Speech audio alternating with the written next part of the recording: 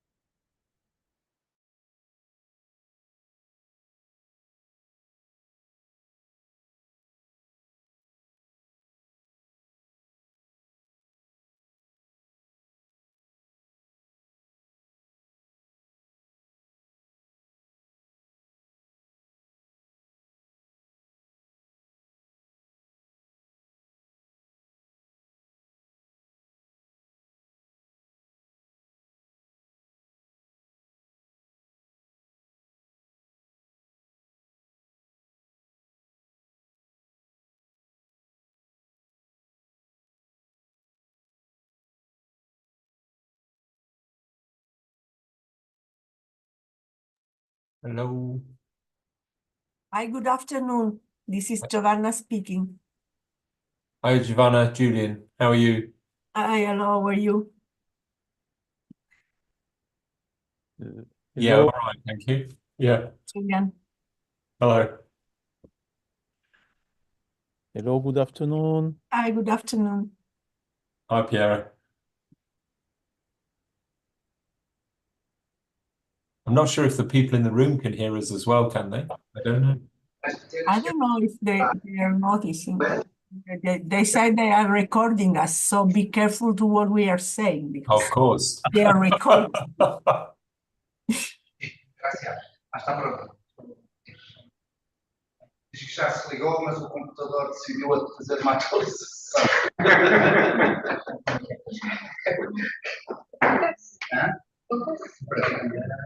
E é sempre naqueles momentos.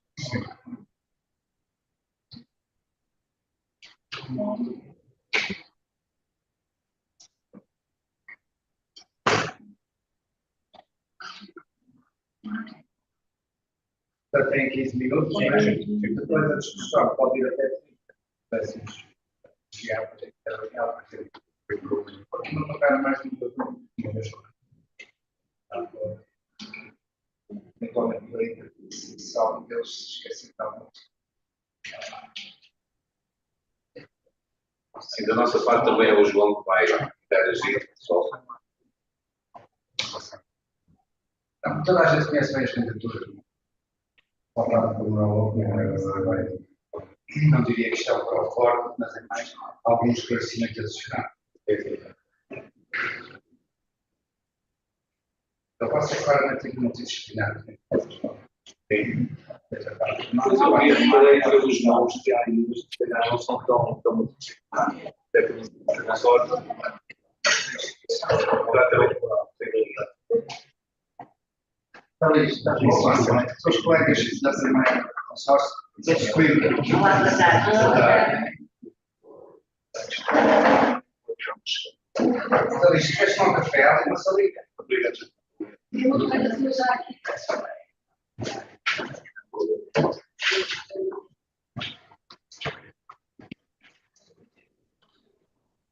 Estava a atualização dos critérios.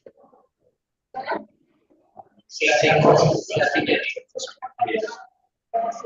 ele. Diz para a apresentação estranha. E agora as pessoas que iriam ativar a bolsa.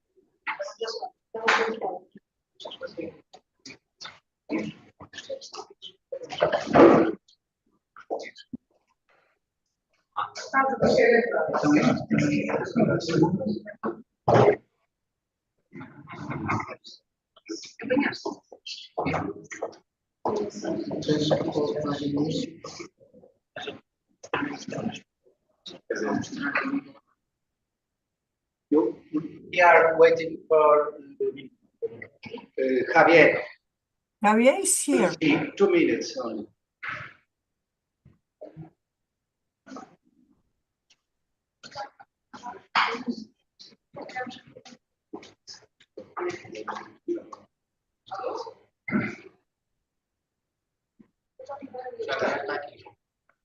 Already, okay.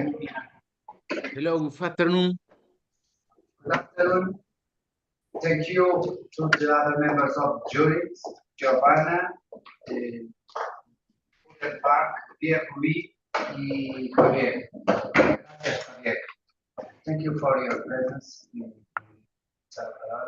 another great pleasure to me to do the presentation. So the other members of the jury are in a white system. As you know, the presentation should take 15 minutes after we have 20 minutes to discuss. Thank you. Sean. So, thank you for the members of the jury. My name is João Genderen. I'm from the Polytechnic Institute of Greenwood, from the Agrarian School, and I'm our answer to the call for the reform and modernization of agricultural sciences, and we have named our consortium Farm for Future, since we have to focus on the future of the agricultural sciences and other subjects. So, in order to answer this call, we formed a consortium with other higher education institutions. Sorry, Javier and others, can you hear us? Professor Fontaines, I think that we cannot hear very well. So we have difficulties in hearing the colleagues. If you could provide a microphone or keep staying a bit closer to the micro, because like that, it's like we have sound waves, not very clearly audible. So please. We'll try Giovanna.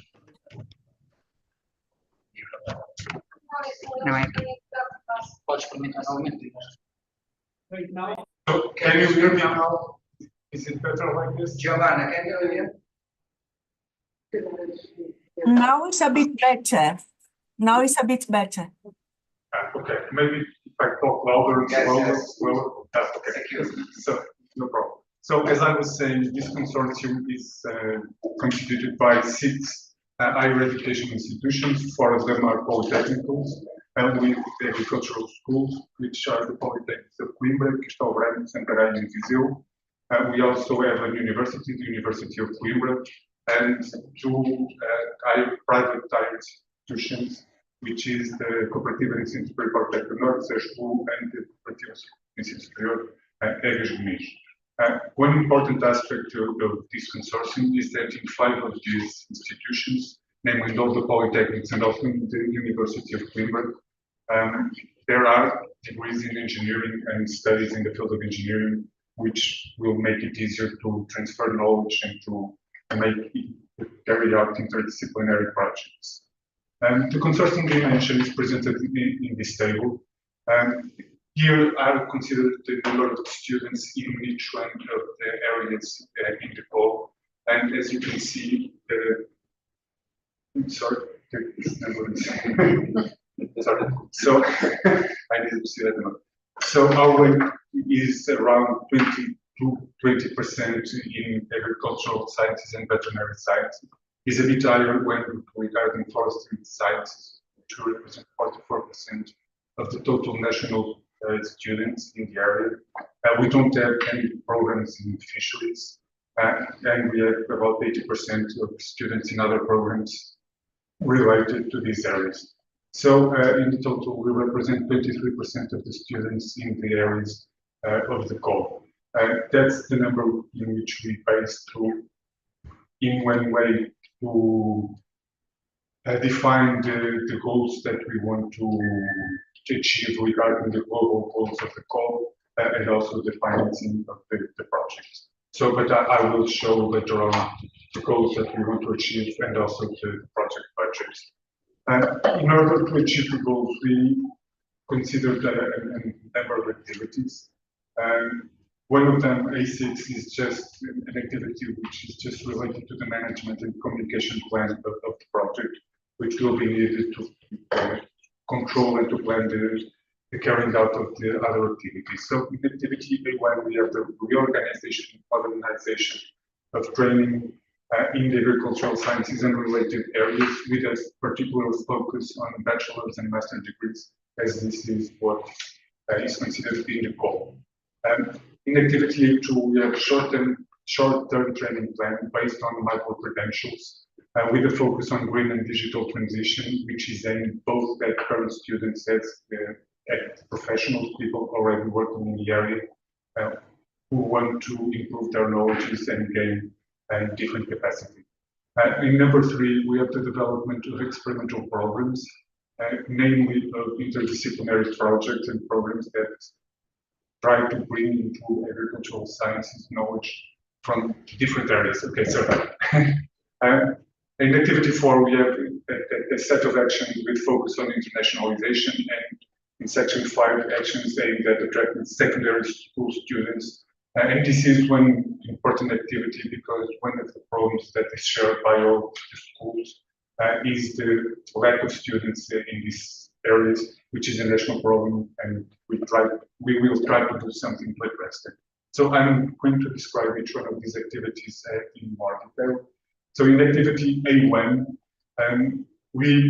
one of the goals of our submission is to modernize facilities and mostly equipment. And this is necessary because even though we have state-of-the-art equipment in our schools, that equipment was mostly acquired by funding for research and development projects, which results in some of the equipment is not particularly fit for pedagogical purposes. So within this scope and with this funding, we want to use that to improve teaching, mostly teaching, even if the equipment can also be used for research and development, of course. So we want to invest in state-of-the-art equipment. We want to revise and to create curricula, and our compromise is to revise or create 6 curricula in cooperation with each other. We will try not to do this by each institution by itself, but cooperation and talking to each other, because we already have experience in this. It's not relevant for this program, but the 4 polytechnical institutions have just presented a submission for a PhD program in consortium also. So we already have some experiences of talking to each other and developing courses together. We also want to create scholarships and other incentive programs to incentivize programs, incentivize students to enroll in our degrees, and these programs will be tailored to the reality of each institution, and its intended students. We also want to give students scholarships to encourage students to take part in some of the activities planned in the project. Also, we will reward the enrollment of students with high grades, since in Portugal, most of the students who have high grades don't tend to or don't enroll in agricultural courses, degrees, and that's something we want to change. Regarding the development of the short-term training plan, this will be based on micro-credentials, as I've said, focusing on the green and digital transition. And to achieve this, we will implement a plan called DGECO, which will be a set of micro-credentials split across the different institutions to complement training plans of the students, but also to develop skills in the already working professionals. We will do this aligned with the employer's needs, and we will create a strategic council of stakeholders to ensure that the micro-credentials within the scope meet the enterprise's demands and the work market demands. Also, we will actively consider scholarships to encourage the enrollment in this training plan. And regarding A3, the development of experimental projects, we will develop a program called DGECO, which will consist in interdisciplinary projects in close cooperation with engineering and technology schools to foster innovation. With this, we want to integrate new technologies into agricultural studies and to develop new programs, new techniques. And the goal of this is to do together with our students. Also, this will result in the curricular formulation by integrating technology and sustainable courses and reforms within the degrees. Regarding the action with focus on internationalization, we will organize 2 international congresses to transmit and disseminate scientific knowledge and to bring together the consortium around topics of scientific relevance and common interest. We have considered 2 international congresses, one in the veterinary sciences area and another on the agricultural and forestry area.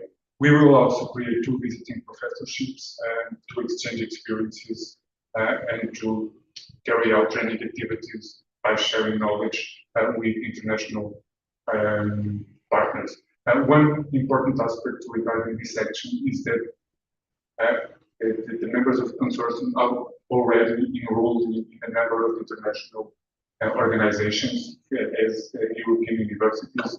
And in the case of Coimbra, we are part of the Coimbra University, which is a European focus on agricultural environment and technology which is particularly relevant to this area. Sorry.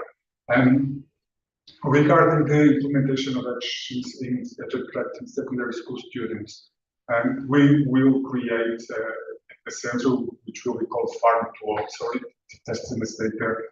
Which is the center which will be a center for the dissemination of agricultural sciences and education.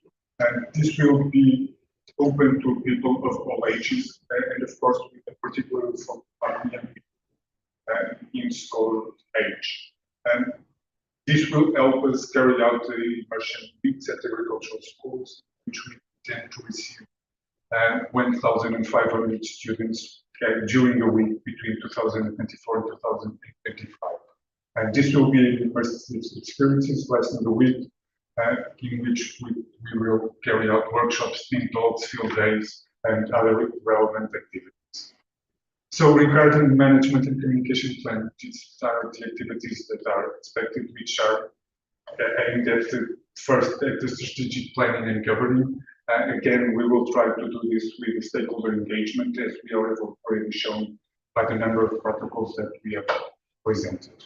So just to summarize the key aspects of this consortium, it's 7 higher education institutions with corresponding staff, with a significant number of teachers, researchers, and non-teaching staff, with considerable scientific capacity, already taking part in relevant international networks. There is a strong cooperation with either between the members of the consortium and with other relevant stakeholders. And another important aspect is that we expect to invest 75% of the project budget until the end of 2024.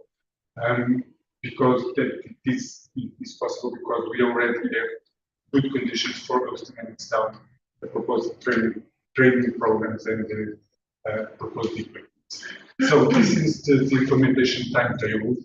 We have considered for the reorganization and modernization of the we have considered a longer horizon because this is not only under our control.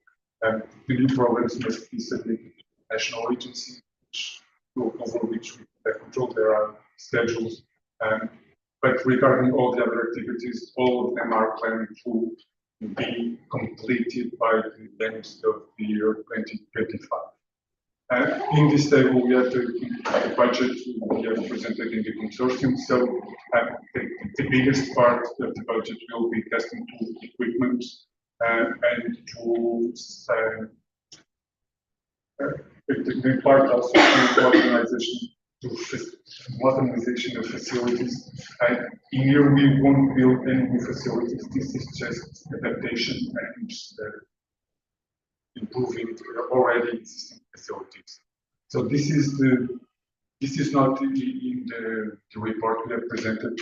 This is just the budget division in the different institutions, which we have already agreed upon. And in this table, I present the contribution of this project to the overall goals. So the global goals regarding the reform of curricula is top 20. We propose to revise and reform 6.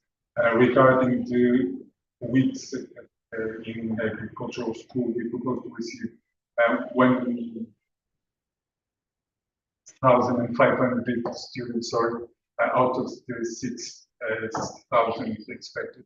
And regarding the professionals completing micro-credentials, we propose to receive 300 out of the 1,000 that are the global goals of this course. So this is the presentation of our project. Thank you for your attention. Thank you, Professor Jogana, for the presentation, and thank you also for keeping time. Okay. So, Okay. I ask the jury members to ask some questions. Giovanna? Desculpa. Depois não vão saber os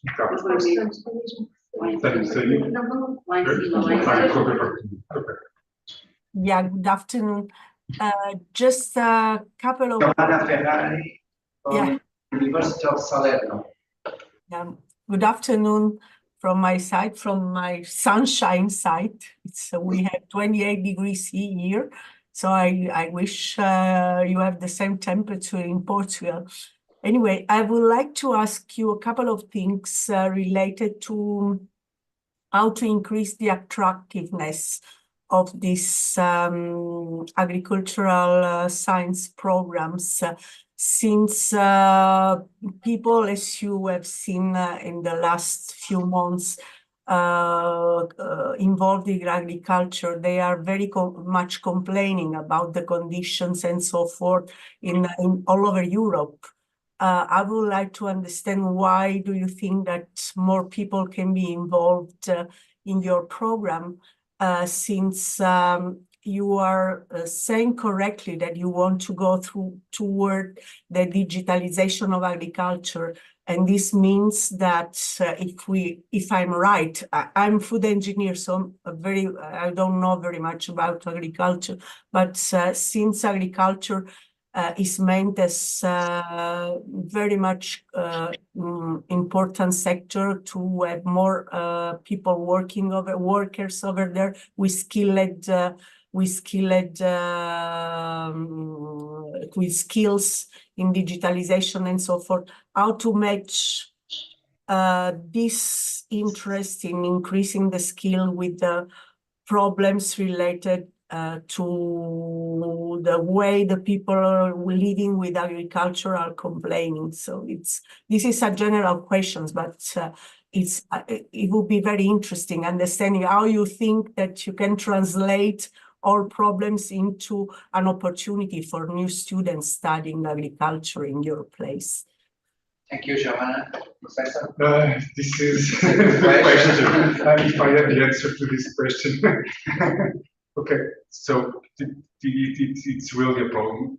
What we will try to do is, in Portugal, the image that the young people have of agriculture is not being in agriculture, being a farmer is not well seen socially, so to speak.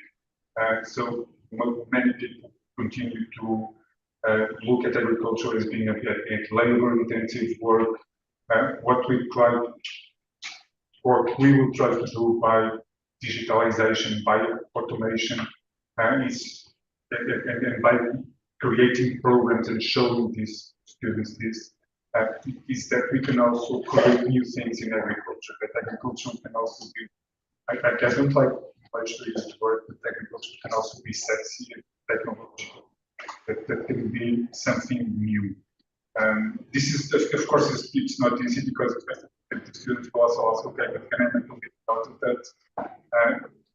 And then the answer will be yes, but it's just not in our hands alone. But I think one of the things that make students don't want to enroll in agricultural students, it is the lack of knowledge. People don't understand the importance of agriculture. What we will try to do is not only show students, but the society in general, that agriculture is important, that agriculture play a crucial role in society, and having a son studying agriculture is no shame for anybody. Maybe a national plan. Yes, we will try to do our part, but if that means frame within a national policy, that will be much easier. So the other colleagues, Julian, Pierre, Julian. Yeah, thank you. Hi, Julian Park, University of Reading in the UK. Thank you for a nice written proposal, but also for your presentation, which was very clear. I guess my question kind of follows on from Giovanna's in some way. The proposal is very multifaceted. You know, there's lots of things you're trying to achieve. And I wondered if I could just put you on the spot and ask you which of all of those things you're going to try and do you think will actually be the most challenging? That's easy to answer.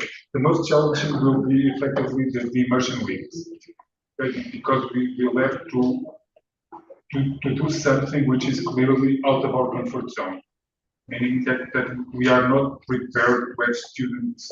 Okay, we are prepared to have students in our institutions, but we are prepared to have our students at our institutions. What we are being asked is to receive secondary school students and during an entire week, keep them busy with activities that will make agriculture attractive to them.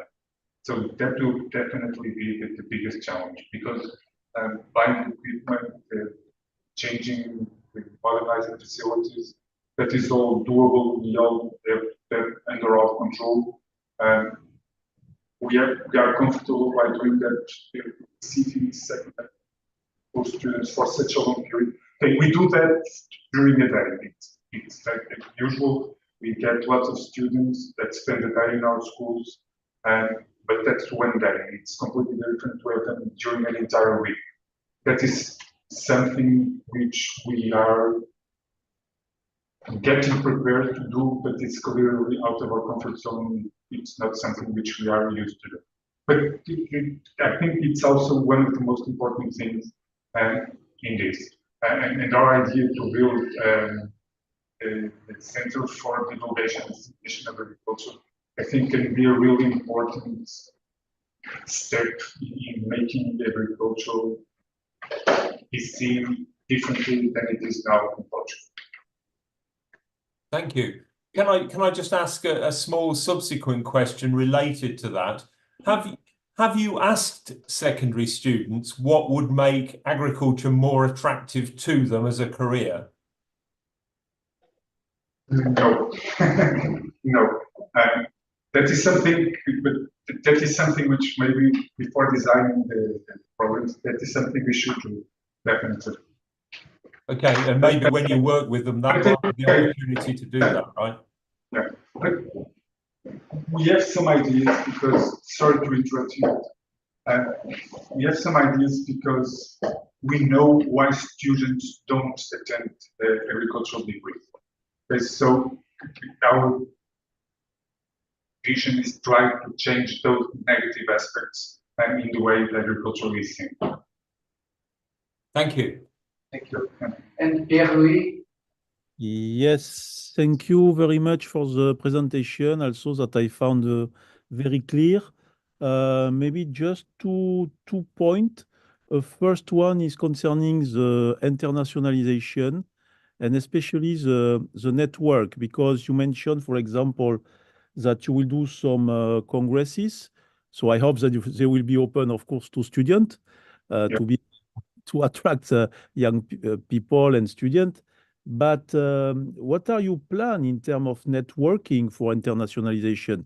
Because, of course, you have your consortium, but can you go more far than this consortium to attract? So that's maybe also one of the point. And the second point is also for the recognition of micro-credential.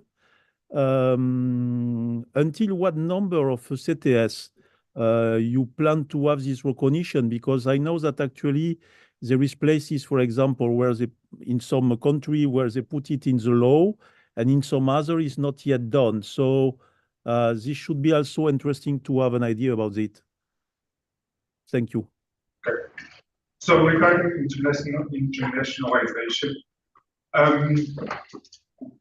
what each of the members of the consortium will try to do is to open their already established network of connections to the other members of the consortium. So, for example, the Polytechnic of Coimbra is already a member, as I said, of UniGreen, which is an European university. The Polytechnic of Viseu is also a part of another European university, and all take part in this or that network. So what we will try to do is, through our participation in those networks, to try to open those networks to the other members of the consortium. We didn't plan to create for this consortium to be a center of a new network, but to use this consortium to expand our connections through the already established networks. So I didn't know if that answers the question. And regarding the micro-credential recognition, we don't have an established number, but I would say that we will try to, at least that is being usual practice, to consider micro-credential the same as the curricular unit in a bachelor's degrees, for example, meaning that the one is about 6.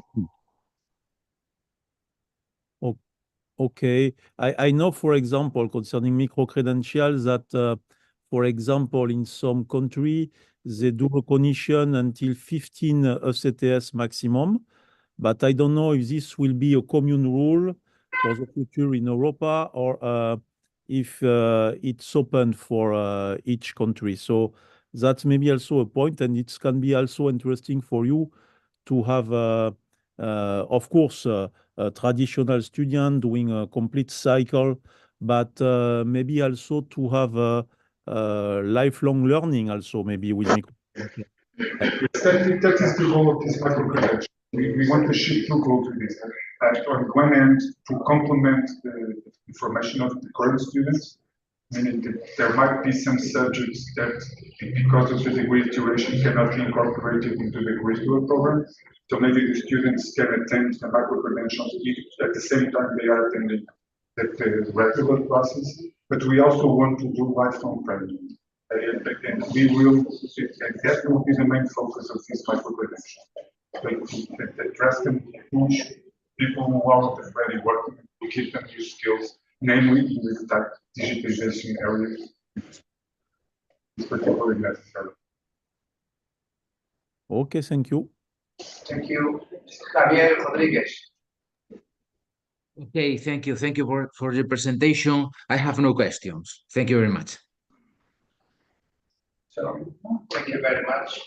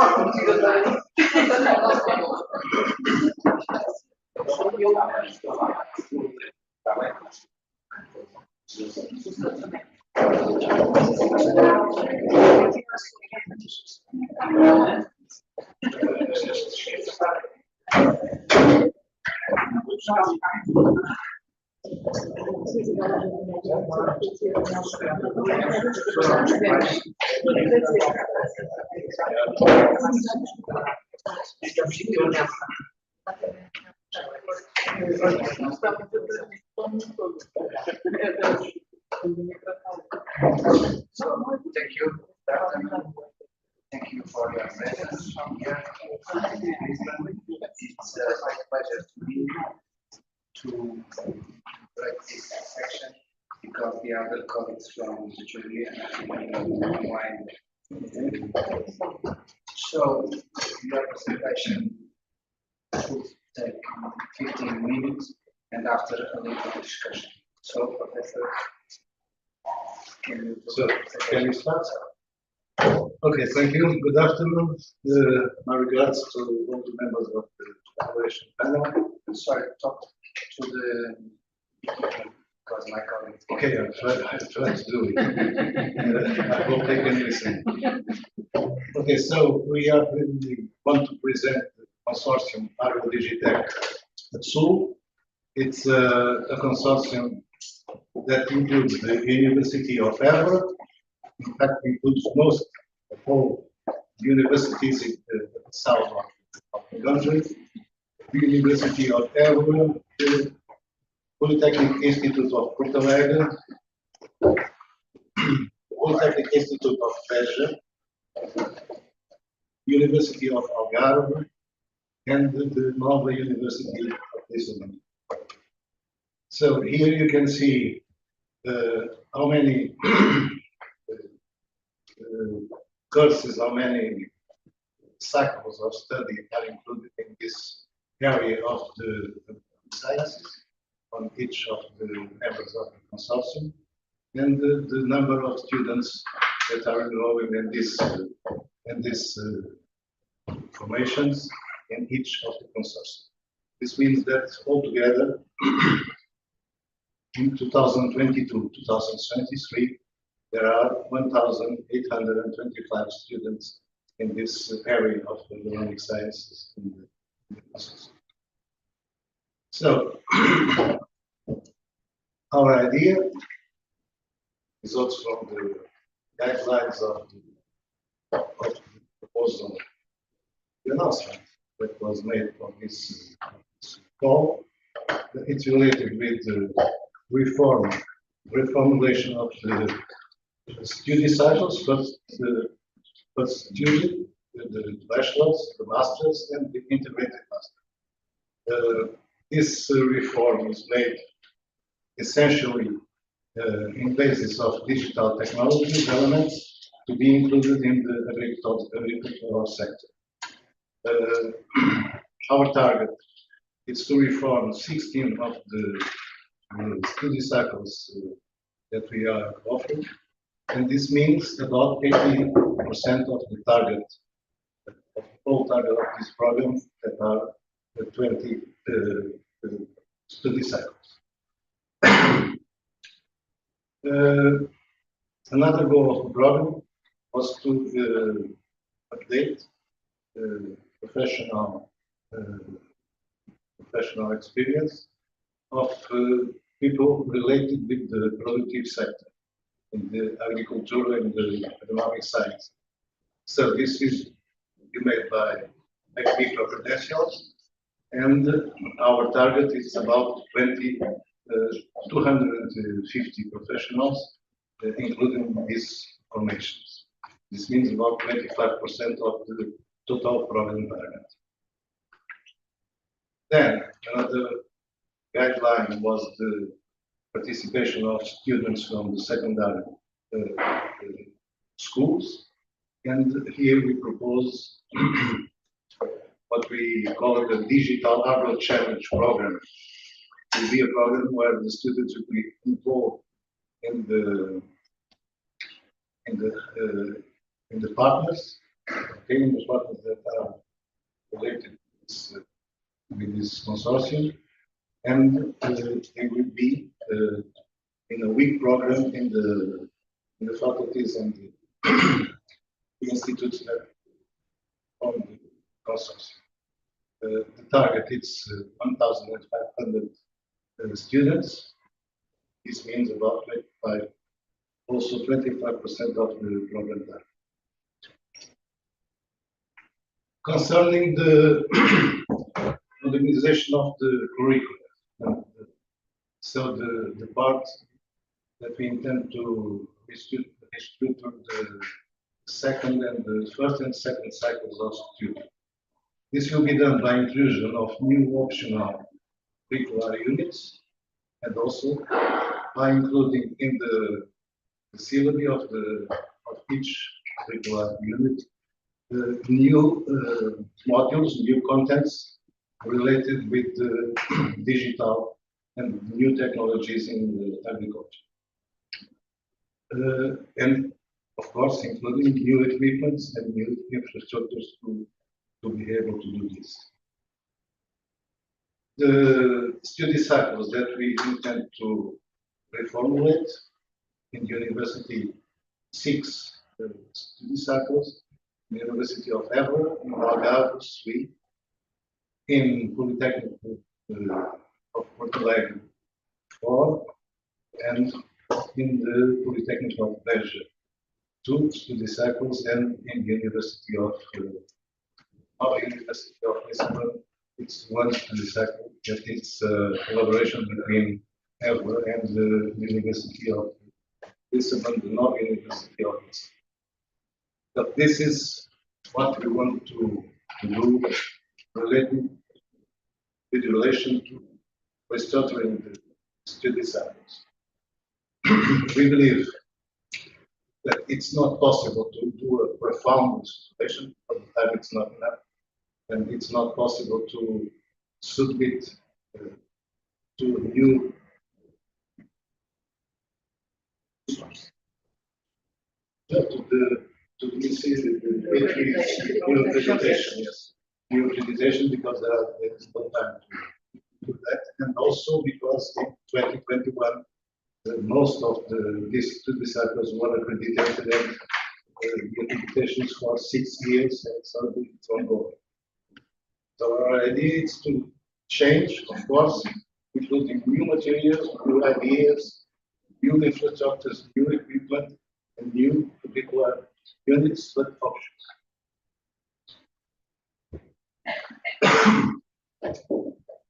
Related with the infrastructures and the equipment, everyone in the consortium has new ideas for equipment, for infrastructures, but we focus on 2 main ideas. One is to,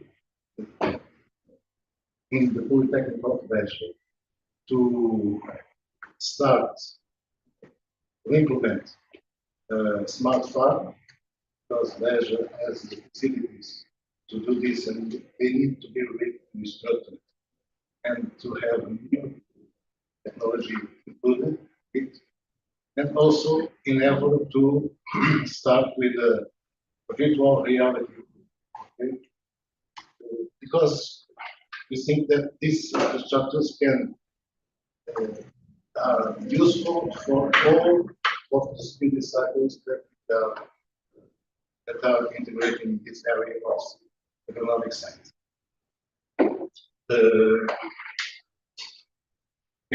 The idea of these 2 new infrastructures, the smart farm and the virtual reality room, that is to promote innovation in teaching methodologies, of course, and also to integrate these 2 projects and to allow other members of the consortium to use these infrastructures. Of course, there are a lot of opportunities with this kind of capacities. This maybe can be for discussion later, but we all know that teaching and learning methodologies are changing, and we now need to have new approaches to motivate students, and one possibility to do it through this kind of approach.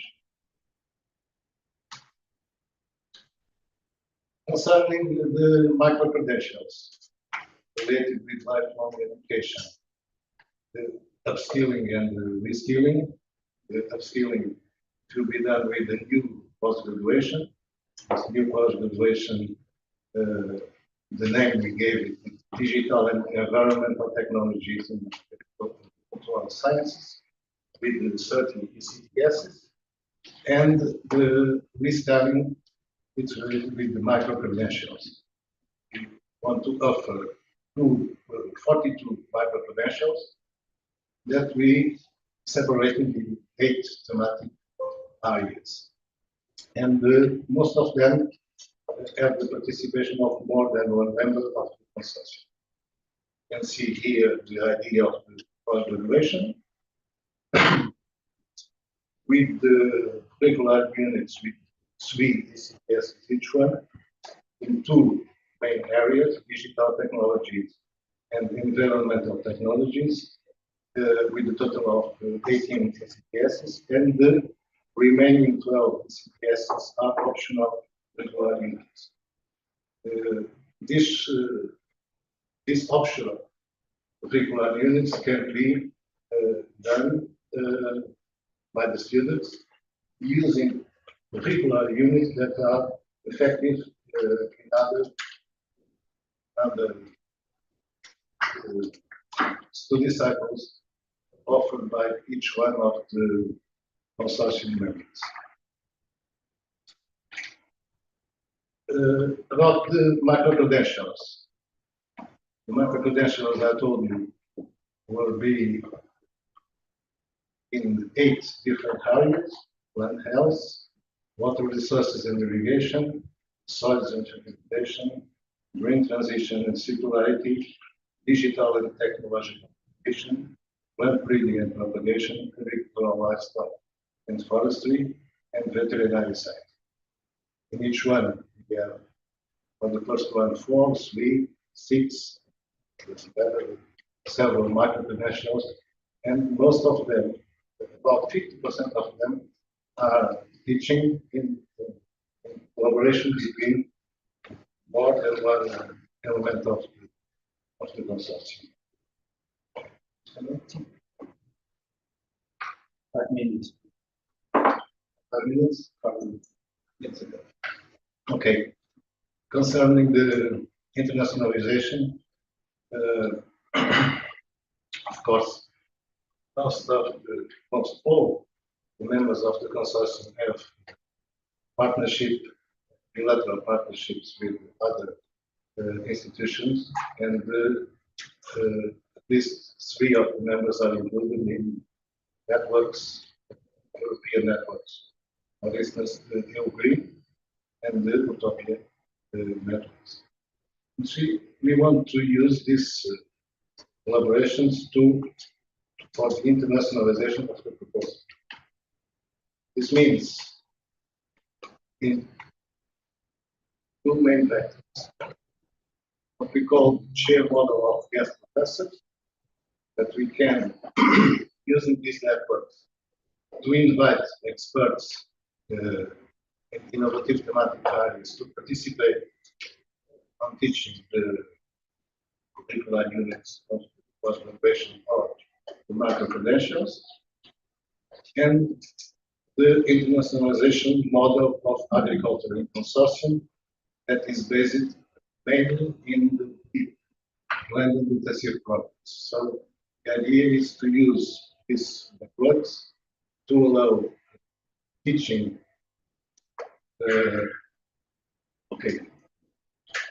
learning, or the learning processes. Most of these blended intensive programs will be learning process, where the students can have the theoretical part in the learning, and then to visit the institutions that can collaborate with us on this project. So this concerning the internationalization.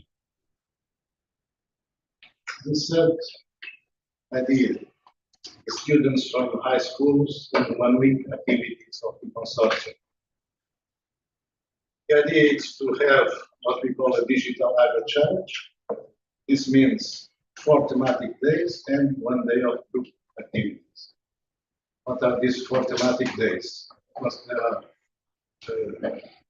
having more than 1,000 students. The program is for 2 years. This means more than 700 students each year, and it's not possible to have all these students during 1 week in the facilities of the universities and polytechnics. So the idea is to have 1 thematic subject 4 times, developed by all the departments of the consortium. For instance, we can say that today we will talk with the students from the secondary schools about climate change, or we can choose the problem of agriculture and soil pollution, or something like this. But there are 4 subjects that we will choose. Each one of the members of the consortium will develop this thematic area with the students, and at the end, today, online, we have a quiz. Okay? This is more the idea of group. Maybe she can explain better the idea. A challenge that they can answer questions that you make, and the winner, we have a prize for this. So the idea to occupy 5 days is the main idea. Okay. We have here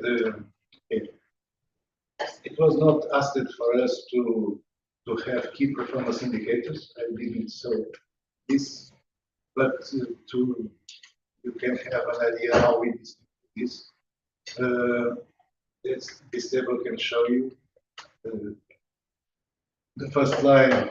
It's related with the students in the regular study cycles that each institution formed. Then the second one, it's related with the implemented reforms in these study cycles, 16 altogether. The students from the secondary schools that will benefit from this week in the high superior institutions, and then the professionals for the micro-credentials. In the total, we involve 3,591 persons in all these lines of action.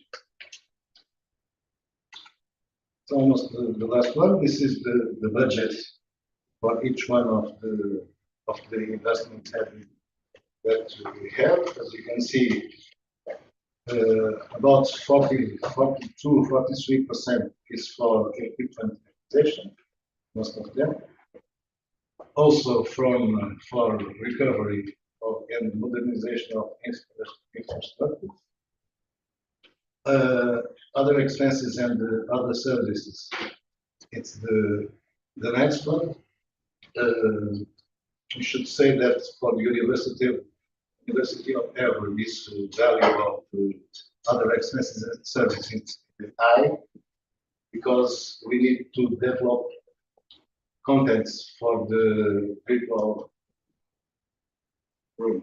Okay, so to have a virtual classroom, it's not enough to have difficult. It's difficult to have the content to use this one. I don't know if I have.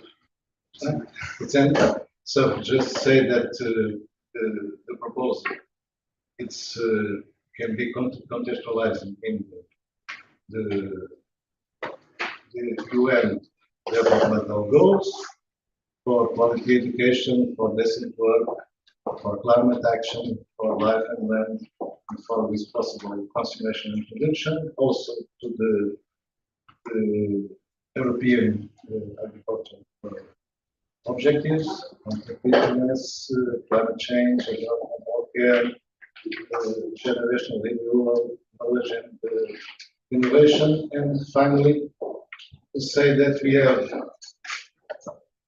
before we made the proposal for the micro-credentials and also for the new post-graduation, etc., for all these proposals, we have consulted different partners from the professional and associative sectors that presented the comfort letters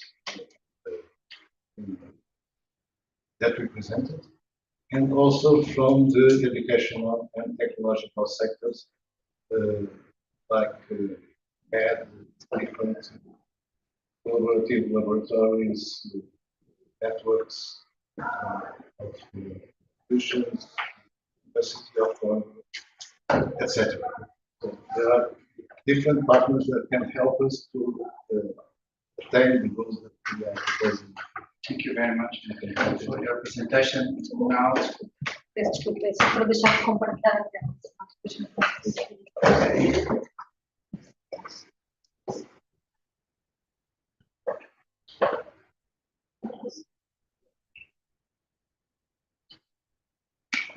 I asked the jury members to ask some questions. Giovanna, please. Thank you very much for your presentation. I would like to ask you a couple of practical issues related especially with the fact that I know from my previous experience with FCT that professors in Portugal have a very, very heavy teaching load. So whatever they are doing, revising programs or participating to new programs in which some colleague will be asked to give more lectures in another faculty or in another department is going to be quite an issue due to the heavy teaching load. Did you plan to have incentives for professors to convince them to do that, or will be volunteering? What's the advantage of people to participate in this program if the workload increases? Yes, I think you could see in the table that we present with the budget that there is a big amount of money that we are using not only to pay the professors to come to give lessons, but also to replace professors that are giving lessons in the university and will be dedicated to the micro-credentials or the new information we propose. So, yes, we have. Did you plan to hire new professors within this program, or researcher, or people giving lectures in these programs? Yes, we prevent that, but only for the time for the program. It's not possible to have a new professor effective for all the time using the budget for this program. Yes, for the program and during the time of the program, it will be done. Another question, Giovanna? Yeah, just a little one. Since it is clear from the proposals that you have a lot of foreign students in your universities in the South, I wonder whether you are thinking to involve these students from abroad to participate to your Open Week which will be organized in the frame of these new proposals. Well, the Open Week is for students from the secondary schools.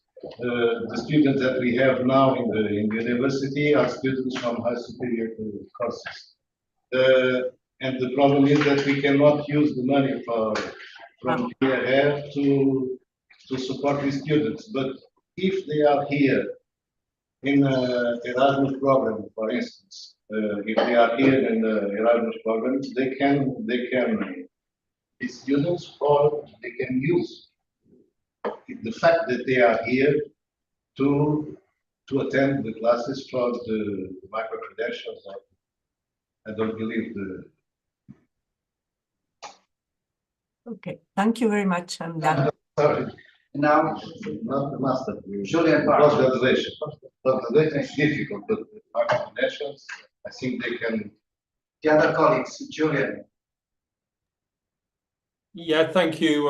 Thanks for a nice clear presentation and indeed a clear written proposal as well. I'd be really interested to hear, given the complexities of what you're trying to achieve, where you think the main challenges lie. Where will it be most difficult to be successful? Most difficult to be successful is to have the infrastructures ready at the end of the program time, because then it's very difficult to contract here in Portugal. It's very difficult to open the calls and to have the job done until the end of the problem, because it's only 2 years, and you know that in projects and the evaluation of the proposals and all these things, we lose time. Even we have also lose time because it's April 2004, and we don't know if we can start or not. Okay, thank you. Another question? Pierre Louis. Yes, thank you. Yes, the proposal also was well presented. Thank you very much. Maybe a question a little more deep in the content, especially concerning maybe precision agriculture or case studies to attract also students.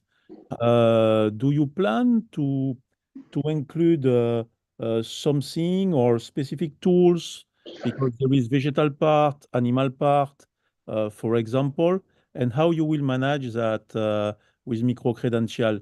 Should we be more disciplinary or more transversal? For example, that's also maybe one of the questions, because you are a lot of partners there. Yes, well, precision agriculture, we have already offers in this area. For instance, the master that we have with the University of Amsterdam, it's a collaboration with the University of Harvard.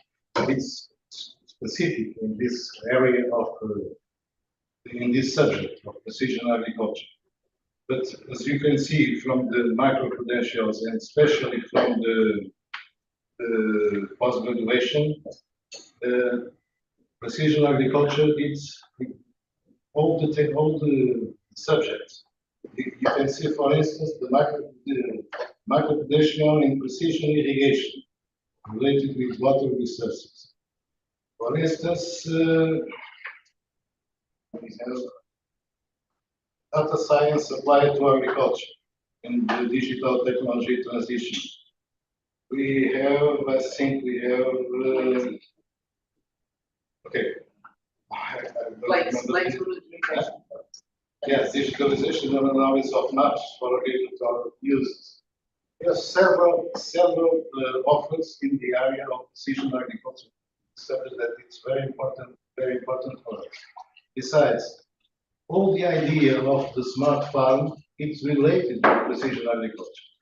It's related with the use of sensors, the use of satellite images, all these things that we can use in precision agriculture, and this is the idea.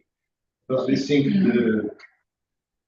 that in agriculture the correct use of the production factors are the most important thing, and we can only use production factors with quality and rationality if we have information to do this. And this must be done with sensoring. Okay. I don't know if I answered your question. No, it's okay. Thank you. Maybe your last one. So you will have maybe in this case no need of new competencies in terms of human resources, or only, for example, more in the digital aspect, the artificial intelligence or things like that, maybe, or specific computer science or robotic or other, or you have already the resources. I think the consortium, if you attend the consortium as a whole, we have all the experts, okay? Because each university has the different departments of informatics, engineering schools, and all the things that we need to provide the good information in this area. But of course, that in very specific themes, very specific subjects, we need help. That's why we have the idea to invite this share of invited professors to help us in some very specific subjects. But in a general way, we think we have all the capacities to give this kind of information to the student. Okay, thank you very much. Merci. Javier Rodriguez. Okay, thank you. Nice presentation. A couple of doubts were solved with the answer to the other members of the jury. Thank you very much. So thank you, Professor. Thank you. Now another person from the University of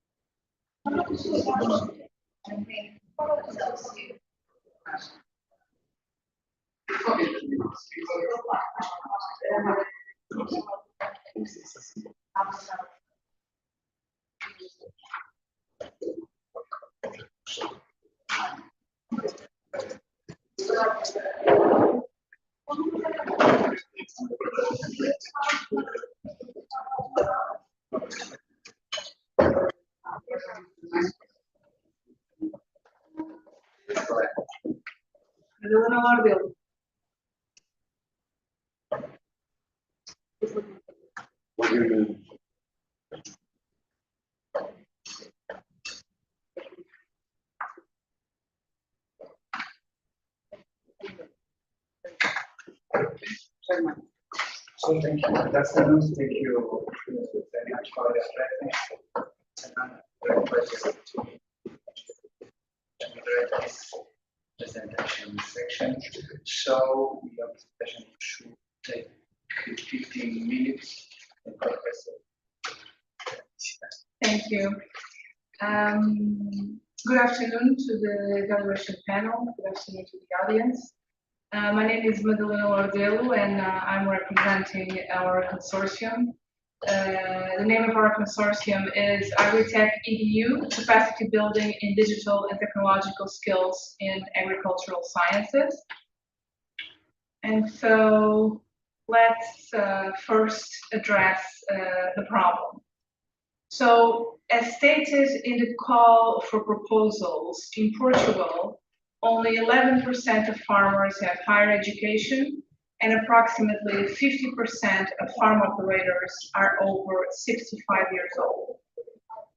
And the younger generation, the digital natives, are not as attracted to agri-finance, and so this becomes a feedback loop that only enhances problem number one. And presently, there is a lack of digital and technological skills to leverage the ability to maximize productivity, maximize efficiency, and minimize environmental impact. So we believe the solution can be brought upon by the developing of digital and technological skills through a modernized and transformative learning process for students and professionals in agri-sciences, to raise awareness among high school students, and to leverage technology and sustainable practices towards digital and green transition. So we built a comprehensive consortium for a transdisciplinary approach in agri-sciences, and we built this comprehensive consortium to work on this solution.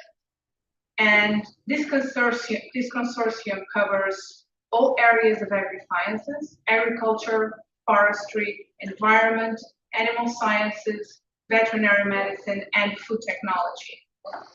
So as a coordinator, we have the University of Lisbon. As a co-coordinator, the Escola Universitária Vasco da Gama. The University of Lisbon is the best ranked in the country, and according to the Shanghai ranking, is positioned globally among the top 75 in the world in sub-areas of vet medicine and animal science.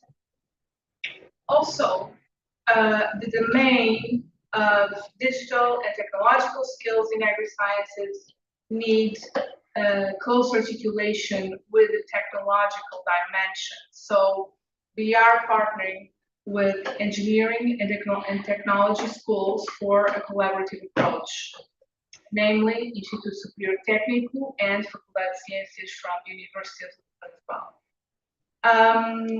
We also have a number of collaboration protocols with associated partners, like associations, research centers, vocational schools, and also government entities. So for our project development, we decided to adopt an intervention logic methodology.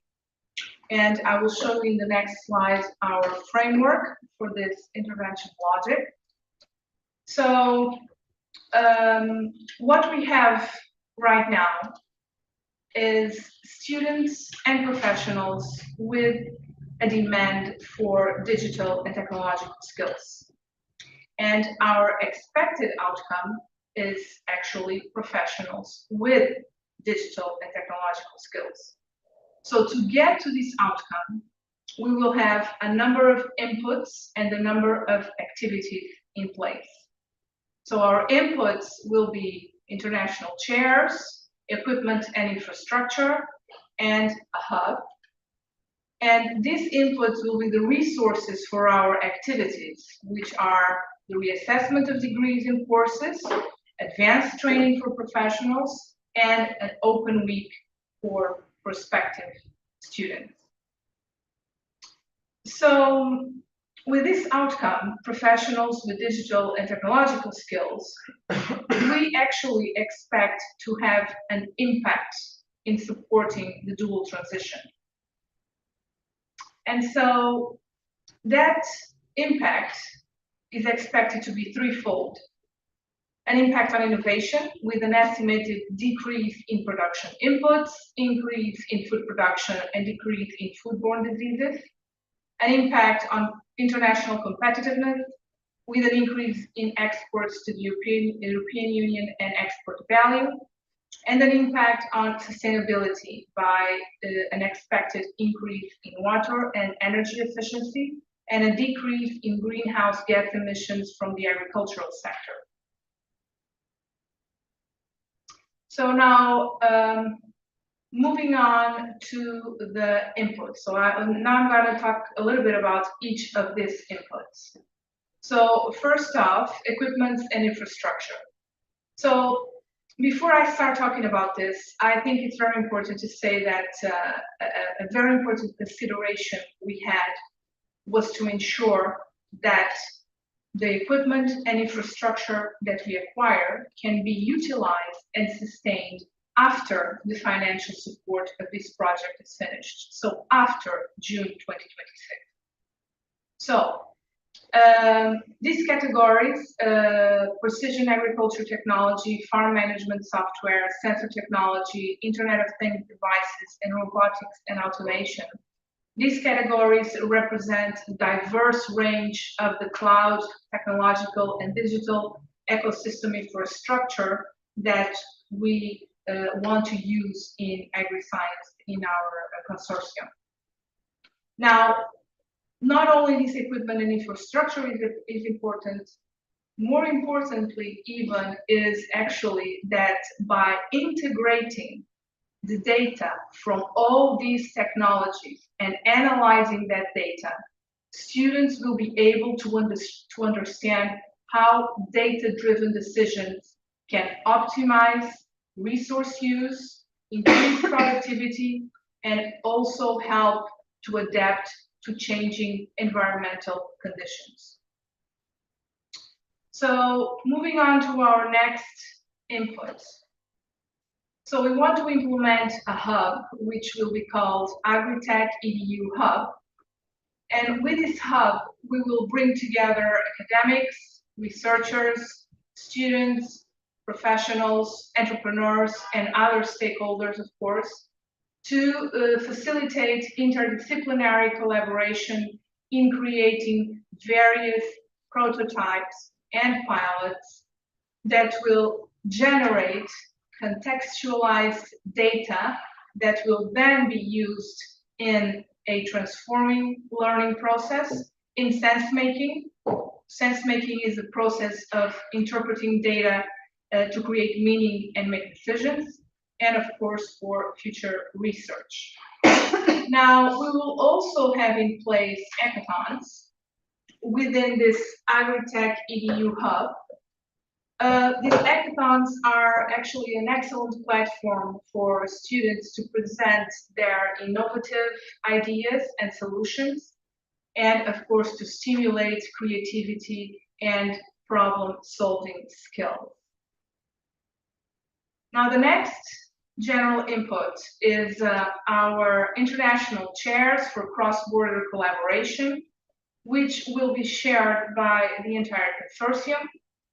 We are thinking about having 5 chairs on digitalization and automation in agricultural sciences, on digital skills in agricultural sciences for ecological transition and mitigation and adaptation to climate change, a chair on the interface between agriculture and environment with augmented reality and AI models, on digital technologies, AI, and simulation in veterinary medical education, and automation and precision processes in agriculture and livestock.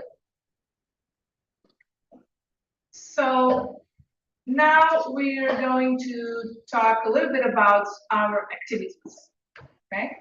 So recess, our degrees and courses for students, advanced training for professionals, open week for prospective students.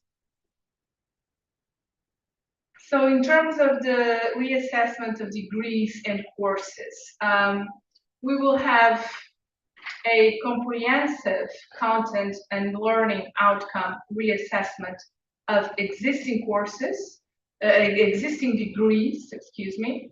For instance, we have a master's in green data science, which will have some of the reassessments that we are planning to have.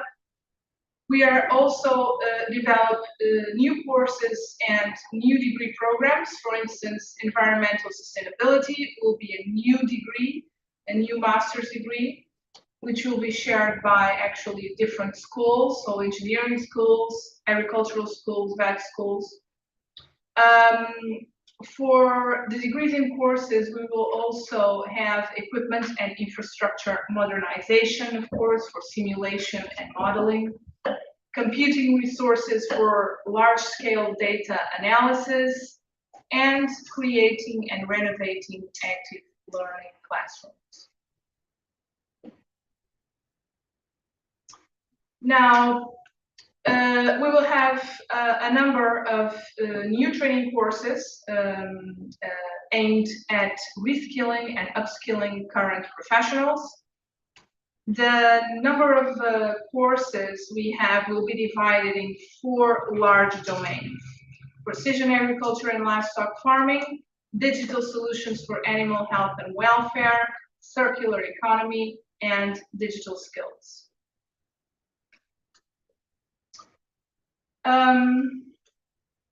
Now, as far as what we call the Open Week, AgriTech EDU Open Week,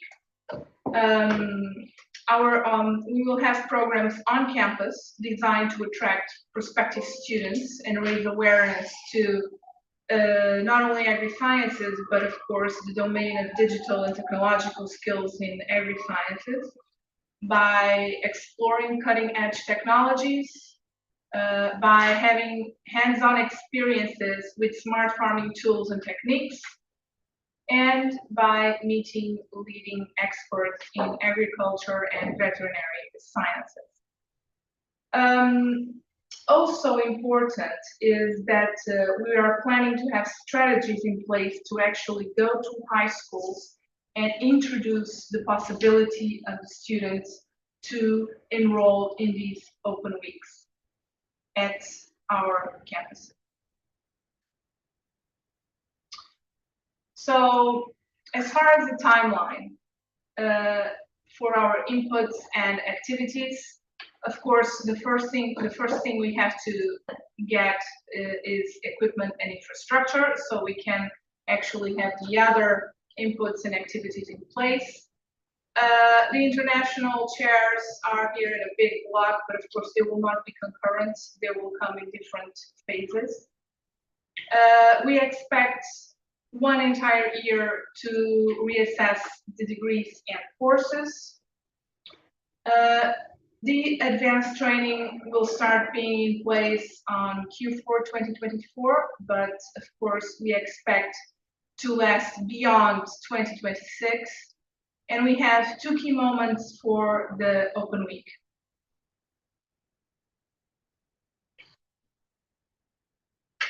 Now, with this project, we expect to have 16 academic degrees transformed, 2,000 high school students engaged, and 350 professionals empowered by June 2026. But again, we expect to have in place a structure that is sustained and utilized beyond 2026. So this is the distribution key of the project, which was calculated based on the number of students enrolled in each higher education institution. We separated it between human resources, equipment and infrastructure, and scholarships. And to finalize, our consortium, our AgriTech EDU project is well aligned with the RRP framework as an enabler for the dual transition. The activities within the project are considered to do no significant harm and gender equality by promoting equitable participation, representation, and opportunity. Thank you. Thank you very much for your presentation. It's now time for the other colleagues of the jury. Change.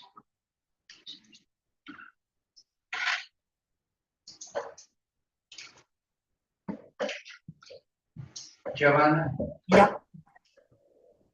Thank you very much for the very nice and precise presentation. Thank you for the efforts made for that. And I have a couple of questions.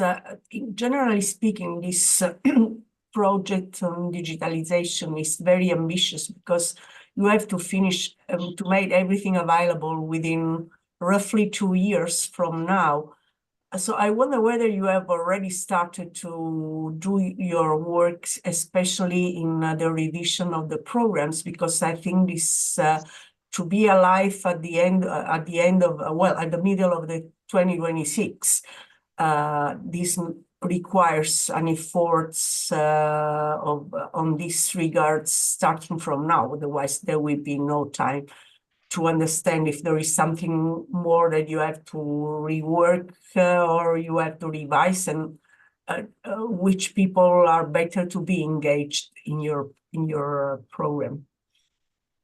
Yes, thank you, Giovanna, for your question.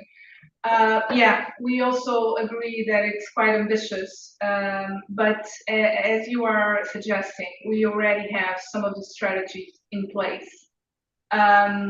We actually have a postgraduate school in place, and we already have many training courses that we are giving to professionals.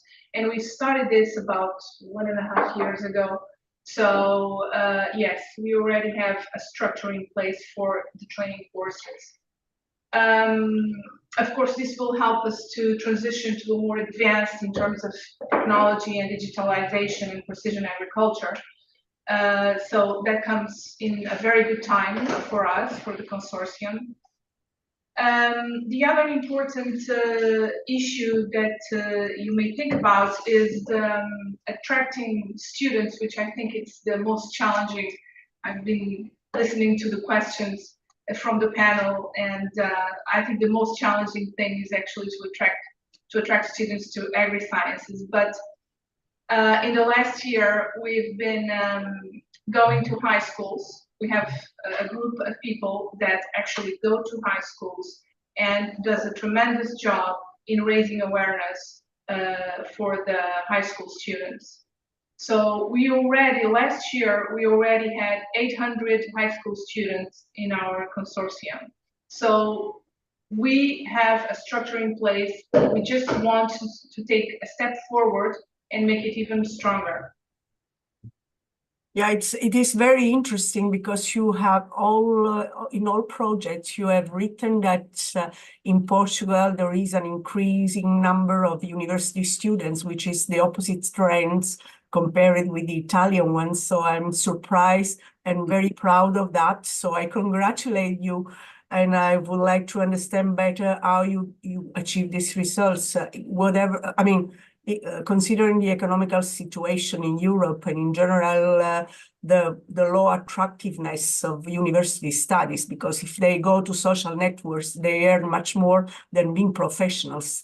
I wonder whether you have found miracles or very interesting things to tell them to attract them as university students.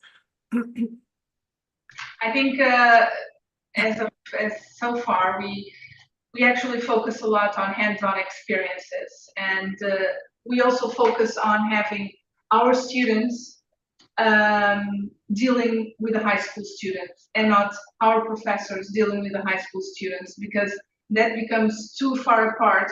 So we want to have a closer relationship, and so we engage our students with the high school students. And we feel that has helped a lot. Yeah, but nice. I'm sure we'll keep in contact and we'll share notes about this. Thank you. Yeah, thank you. Thank you again. A nice, clear presentation, particularly stressing the impact. That was great. Really, just again, following on from Giovanna's point, and you said you'd already started this process of engaging with the secondary students. I mean, have you learned any lessons from that in terms of how you will adjust your curricula both in terms of subject matter and in terms of methods of teaching? Yeah, that's very interesting. Of course, teaching digital and technological skills is very helpful, but what we can feel and see is that agriculture in a whole and in the society is viewed as part of the problem that hinders the green transition. This is a societal problem, so it has to be tackled not only by higher education institutions, it has to be tackled by government entities, by media. You know, there's a lot of stakeholders here in place that need to make an effort to change this perception, and which I believe is a bit of a wrong perception, that agriculture is part of the problem to the green transition. And of course, this is because of the lack of resources injected to change the image of the agriculture sector in the country. This is a countrywide problem. So yes, this needs to change, and it can start with the higher education institutions, of course. Another question, Julian? No, thank you. Thank you. Yeah, Louis? Thank you. Yes, a nice presentation. Do you plan to have some bridge to go, for example, from a curricula to another? Because sometimes, of course, there is some general aspect, but after there is some specific maybe track or needs, especially for a young student, or as you are planning to have this this way with the secondary. So do you think about it, or do you plan something for that? I think it will be very important to give training to the professors we have right now, because we as professors, we need some training on digital and technological skills and on contemporary pedagogical methodologies. Yes, that is a very important topic. I don't know if I answered your question. Partially, but I know it's not probably to answer. Maybe a second aspect is concerning the competencies and the human resources, because you are concentrate on Lisbon, more or less, the consortium. Do you plan also to have a teacher or people coming also from other institution? Absolutely, yes, absolutely. For the training courses, we will definitely need people from other institutions, from other universities, from other schools, and not only people from higher education institutions, but also people from companies, companies that already used advanced technology in farming. So yes, for sure. Okay, thank you very much. Thank you. And now, Javier Rodriguez. Thank you. Good presentation. I have no doubts. I have no questions. Thank you very much. Thank you. So, it's enough. Okay, it's enough. Now, Yes. coffee break, please. Thank you. 10 minutes to a coffee break. Okay?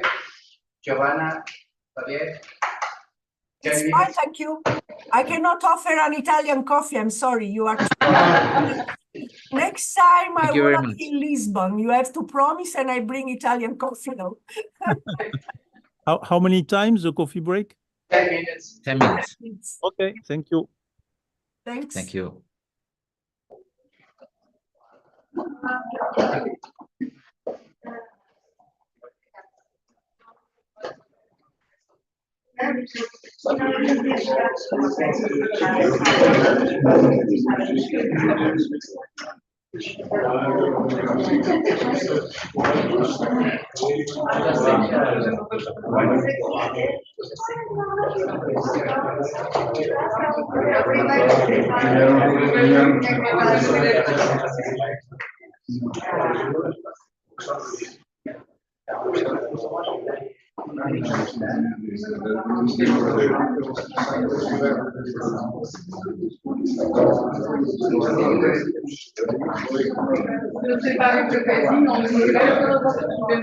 Como sempre.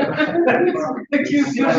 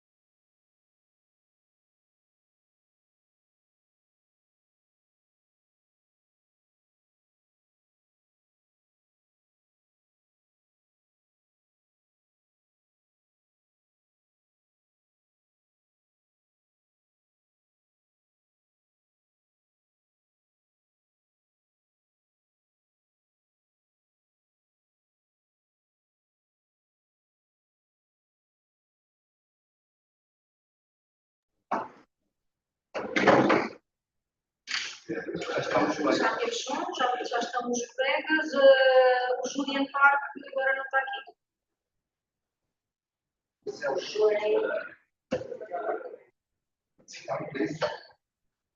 Já está.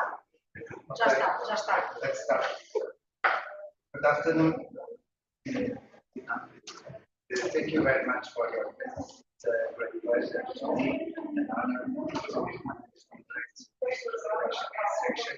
So, the other members of the jury are in line.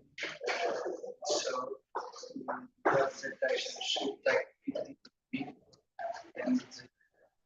And Okay. Thank you very much. Yeah. Okay.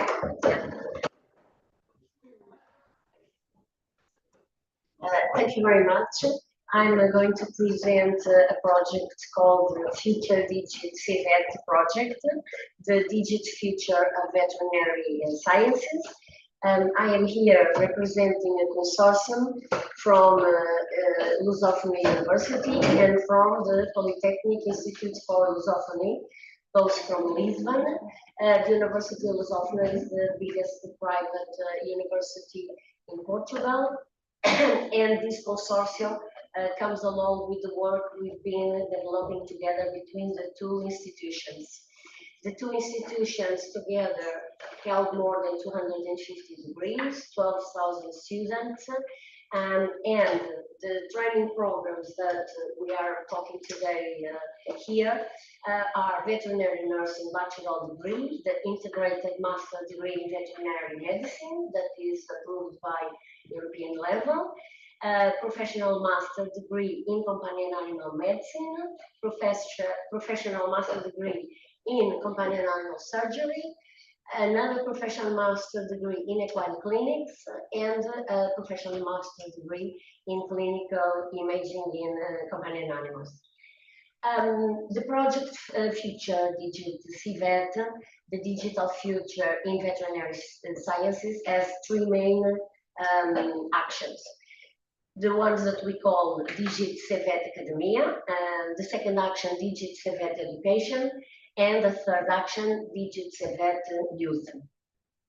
To talk about the first action, the Digit CVET Academia aims through the technological and digital modernization, improvement of the curricula, the training of our students, providing the new acquisition of competences, and to create digital platforms for dissemination of the knowledge, promoting internationalization with those actions.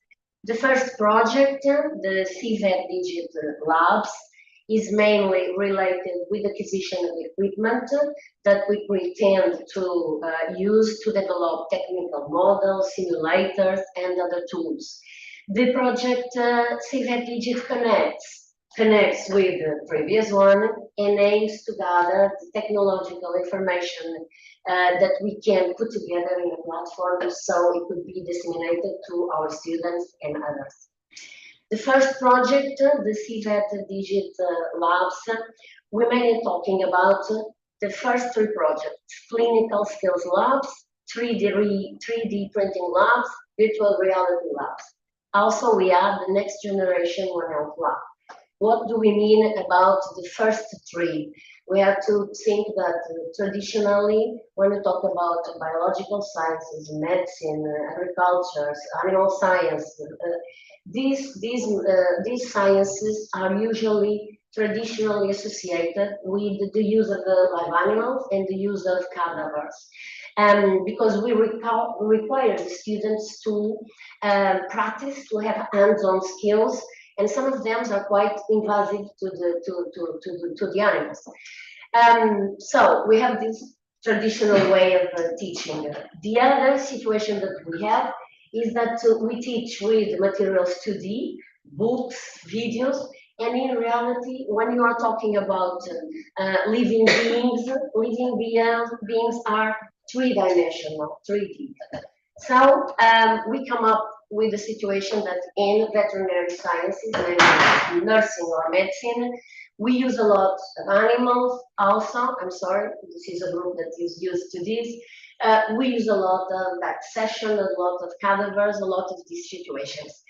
These situations can be somehow quite complicated because the students to learn get in contact with some hazards. The situations that are posed are ethical principles for the use of animals or cadavers, biosecurity and biosafety situations, and also animal welfare and animal wealth and people's wealth. So in reality, it is this that we want to improve, and we want to motivate the students to learn skills in other ways. So we are part of one of the 68 labs pioneering in the world that have already created clinical skills labs with models, same original size of the animals, where the students could practice in an environment that improves their knowledge, their attention, and it's been really important for us, these situations. We already have these labs. What we want with these projects is, once more, avoiding to work in live animals, avoiding to work with cadavers, and do this kind of work. To give you an idea, in previous years, we could use up to 30 tons of cadavers. And now with the clinical skills labs, we reduce it to 10 tons. So for us, it's quite important. We also want to create and to work with the 3D print labs. We already have some experience connecting with other courses of our institutions, namely the engineering group. And this is an example of a femur of an animal, of a dog, that we created so the students can perform and learn the techniques in these models, and not, as previously explained, the traditional models. We want further to come up with solutions that improve this curricula with the new immersive technology. They are already used in medicine, and we are willing to provide training by acquisition of settings, acquisition of simulators, specific headsets, cameras, and other digital equipments. Once more, the students can perform, students and diplomats and professionals, they can perform the techniques and learn on virtual patients. They can perform the same technique until they learn it, and this is very important for the quality of the teaching. We can capture images, and we plan to share them either real time or to record them for further study, for further reading. We're talking about 3D images performing these situations. The result of this can be collected in what we want to do, this database of digit contacts, where we want to offer to your students the most techniques that we can provide. Oops. Oh, too fast. I have to go a bit. I think it's here. Okay. So once more in this project, we want to work the topic of One Health. We think in these matters of agronomy, the veterinary science, the agronomic sciences, One Health is really the future. Indeed, we have to connect the situations with animals, with people, with the environment. We have been working with this topic for quite a long time. We are one of the few degrees that already incorporated this as an obligatory discipline. For us, it's obligatory that the students, veterinary students, have a One Health discipline, that they have to relate animals, people, and the environment, and all the consequences that we can expect from those. We want to improve this by expanding the teaching skills and the research with advanced laboratory diagnostics for gene sequencing techniques. We don't have these techniques, and we think we could further on improve the quality of teaching and research. So this is something we want to look in the future. Come back to the slide of this project, DigitVet CD Academy. We have the topic of the Digit Connect. What do we pretend with the second project of this? Mainly the information that professors gather, the information that we gathered from the previous work, we want to collect it in digital platforms that could be accessible to the students in mobile devices, tablets, and computers. And of course, this could be videos, ebooks, and the contents that we have done, we talked before. We already have some digital platforms at our consortium, resulting from previous grants, namely using artificial intelligence. So the institutions have some experience with these platforms, and we want to make it useful for us. We plan not only to talk inside to our students, to the professionals, to the people that will attend our degrees, but also to the community, to the outside. So we propose to gather information for the CVET Community Hub. This hub pretends to go beyond the walls of academia and to give information about the training that we are doing, namely micro-credentials, the access to some of the CVET library contents that we produce, dissemination, the research, virtual visits to young people, and more connection to the society, including general society and stakeholders that we would want to do these projects with. So the first action 1, Digit CVET Academy, is the one I just finished talk. The other two actions, Digit CVET Education and Digit CVET Youth, the further ones that I'm going to explain very quickly. Digit CVET Education is not more than what we have been talking and doing for years in our universities, developing CPD continuous education, lifelong training of people, and in this specific project, we have the proposal of the micro-credentials, 62 micro-credentials, to aim to achieve training of 400 professionals. So the target audience for this education are very broad, from people from agriculture, from veterinarian and medical sciences, and many others. The project Digit CVET Youth is a project to attract the new students to our areas of expertise. We have been doing this for quite some years, more than 10 years, that we gather students from secondary schools, others that volunteer to come and stay with us for a week. We do a lot of intramural and extramural activities with them. We want to extend now this to virtual tours and some volunteering. Volunteering not only for the youth, but also for society in general that would want to do some volunteer with adults. This is the chronogram of our 3 actions that are here for this development. We're doing some of these tools, but we want to have them as future programs. The money that we asked for them, the indicators, implementing the modernization of 6 programs that we showed at the beginning. We also aim to contribute to digital transition, sustainability development, climate transition, green transition, and gender equality. And this is the project. I think I ran out of my time, 15 minutes. Thank you for your observation. Thank you very much for time.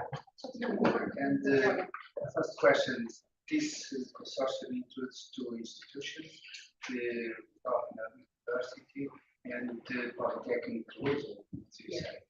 So both institutions belong to the same education group. And the first question is, why didn't you associate with other institutions, for Lisbon, for other regions? Why? Well, we are always willing to be associated with as much groups as possible, because with more people thinking, more great projects could be born. But in these cases, we are trying to potentiate what we already have. We are a young institution for what we consider, and we want to potentiate with what we have. But of course, we're open for collaborations, and we do them as much as possible. In this project, for example, when you talk about the micro-credentials, we are involving many professors from universities from Europe and even from the United States and Canada, from South America.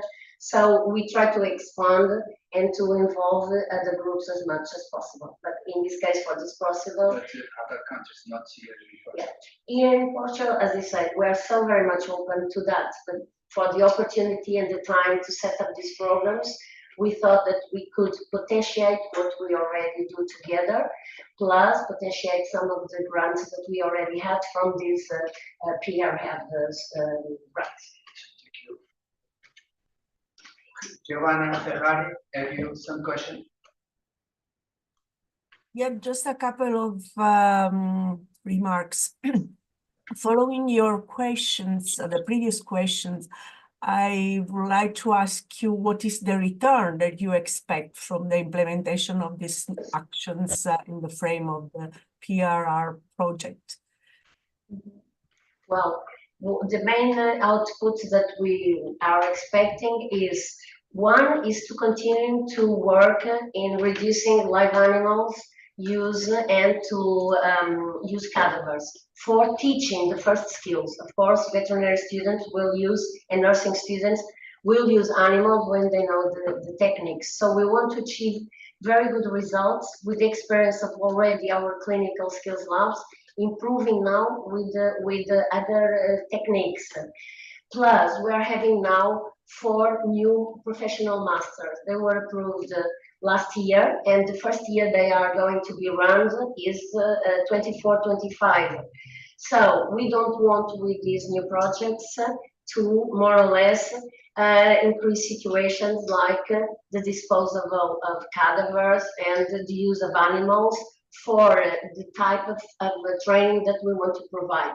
Namely, professionals need to learn skills in a confident way. They need to sometimes to repeat them, to practice them, and the best way is indeed, in our view, to have this digital, for us it's not even a digital transition, it's a digital transformation that the students, either graduates or professionals, learn the techniques with confidence in models as much as they could.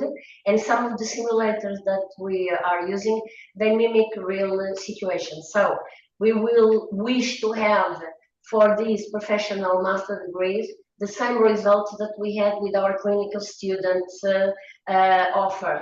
The students are pleased because they don't need to work a lot in environments with lots of blood. They don't need to work in an animal where they don't know where to perform a technique, and they are learning in that animal and they are afraid of causing the animal pain, so they don't perform the technique well. This is also good for the professors to achieve the evaluation because the students will have to perform a technique under the same situations, and so we expect these results that in generally in biological sciences, medicine, and now veterinary medicine, the use, avoiding the use of cadavers or live animals, live people. We don't do it in medical situations because of ethics. So in veterinary medicine, we think we should go the same way. So the achievements will be more confidence of the student. It will be environmental, better situations out of the necropsy rooms, and I think the overall performance will be better. Just for curiosity, do you have in your veterinary science courses the so-called numerus clausus? or the stated number of students? You can go any further with that? What do you Because in mean? Italy we have like in medicine, there is a stated number of students, no more than that. So what's yes, in terms of attraction? If you attract more students, how can you accommodate them if you have a stated number, a maximum stated number of students that they can enter your program? Yes, we have the same situation, you're right. But our idea here, since we have 4 professional master degrees, and we applied this January for a professional master degree in veterinary nursing, we are planning to attract more students, professional students on those degrees. But yes, it's true. Indeed, in Portugal, we only can accept the number of students allowed by law. The other situation is we can perform small degrees, small courses, continuing education training, and for those techniques are very good. And for those, we do not have the constraints of the limitation of numbers that you mentioned, that you also have in the UK, and we also have it here. Thank you very much for the answer and for your presentation. Thanks. Thank you. Julian Park. Yeah, thank you. Very clear presentation. Just a very quick question. You have no trouble recruiting those numbers onto veterinary medicine or into veterinary nursing? No, we don't have. Usually, the situation is that some students stay out of getting in our degree. Okay, thank you. Thank you. And now, Pierre-Louis. Yes, thank you for the presentation. You have a panel here, of course, that is focused on animals. That's normal, of course. Sure. But why don't you try maybe to enlarge also to the vegetal part? Because, of course, animal, it's a very important issue, but the vegetal part is also an issue. And this is maybe one of the questions that I was asking to myself reading the proposal. And the second point is how you will attract a young student inside the system, because normally the base is to go through the animal studies. Generally, the requirement is enough high in terms of level and aptitude. So do you have something special for that, or any plan?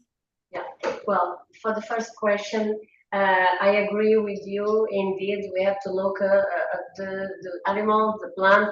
Of course, that's why I put some emphasis on this talk about the One Health situation, and because we really think we should look at these things in an integrated way: animals, people, and environment. So indeed, yes, I agree, and we want to look at even furthermore into that situation by that part. And the way to you mentioned to attract the students. Well, we are a private university, and the best way for us to attract students is to be very good at what we are doing.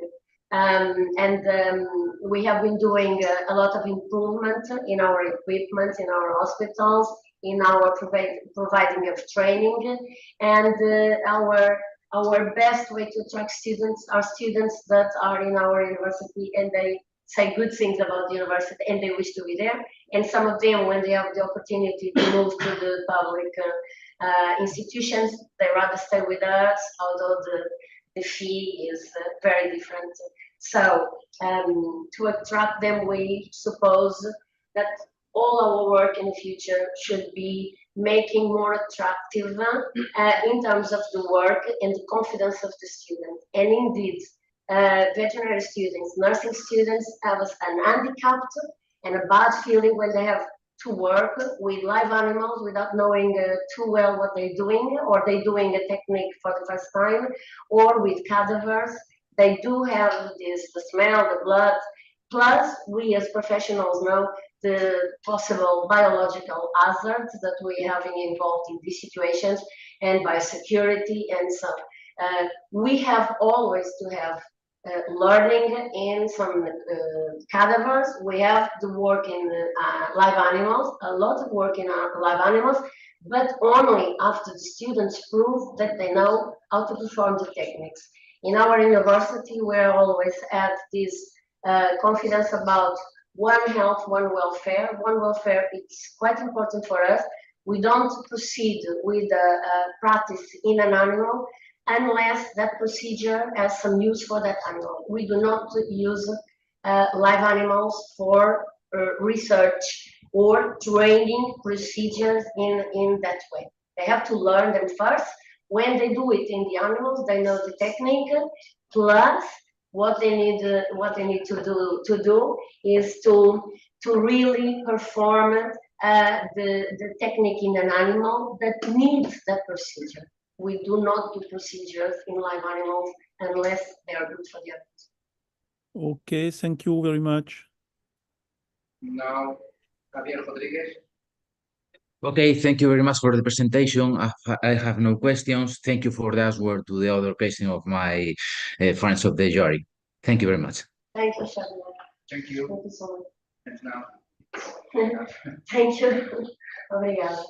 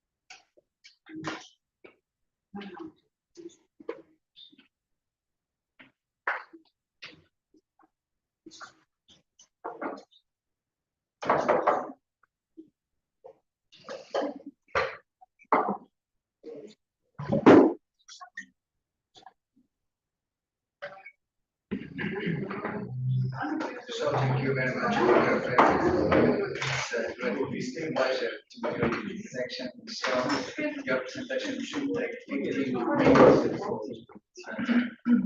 Thank you. Good afternoon. Good afternoon. I will be presenting the expression of interest in the training network for modernization of rural science.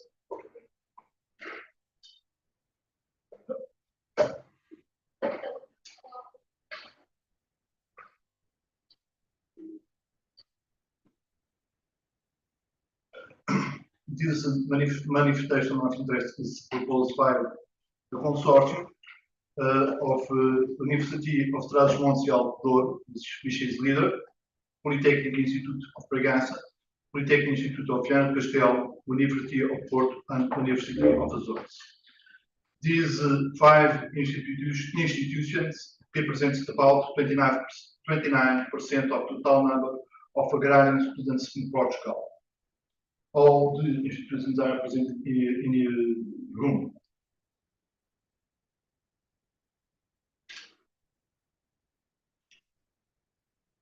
Agrotech Verde has 6 main strategic objectives. To have a network of promoters and partners, collaboration with digital and technological institutions, increase the attractiveness of agricultural courses, modernization of degree courses, promotion of training courses for professionals, and internationalization within institutions of agricultural science. In the network with co-promoters are involved the consortium institutions, national science system institutions, digital and technological institutions, vocational agricultural schools, companies and agricultural producers, professional associations. In this collaboration, we want to do an interdisciplinary approach, preparing students and professionals for the agrarian challenges. Definitions and design of training programs and degree courses. Develop projects involving students from different schools, levels, and professionals. Strengthening links with secondary and vocational schools, attracting young people. Over 18 organizations support Agrotech Verde. Here you can see that these organizations are in all the territory of Portugal, but mainly in the north and the islands of Azores. In collaboration with technical institutions, Agrotech Verde has expertise in digital, technological, and precision farming fields. The collaboration is done with the School of Science and Technology of University of Gonçalo Toro, Schools of Technology and Management of Instituto Politécnico of Viana do Castelo and Instituto Politécnico of Bragança, experts of other consortium institutions, and also with the collaboration with the experts of partners. To increase the attractiveness of agricultural courses, the Agrotech Verde proposed to work in 4 lines. Teacher training programs.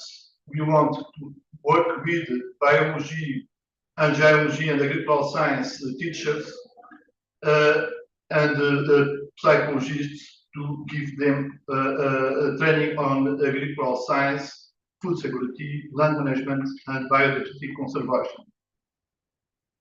We want to do the degree courses from promotions with students from different educational levels. We will do roadshows, promotional videos, educational fairs, participation in local radios, technical magazines, and portals to promote the courses offered by the consortium institutions. We want to do students' activity programs to students from different education levels. Practical activities like open days, summer internships on modern and sustainable agriculture.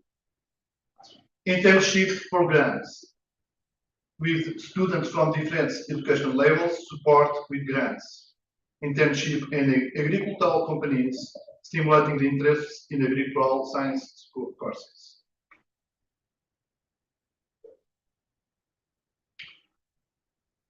For the modernization of degree courses, we want to have done some guidelines that we want to apply in all the institutions of the consortium.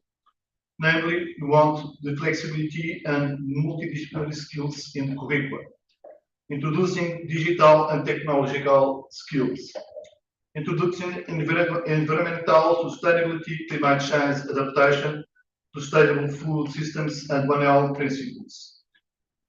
Doing pedagogical innovation with an emphasis in use of digital tools, virtual laboratories, and extensive learning. Practical teaching to collaboration with other institutions, joint laboratories, and employers. Identifying the specialization of consortium institutions and promote the sharing of resources, the orientation of students, and administrative flexibility on the administrative processes.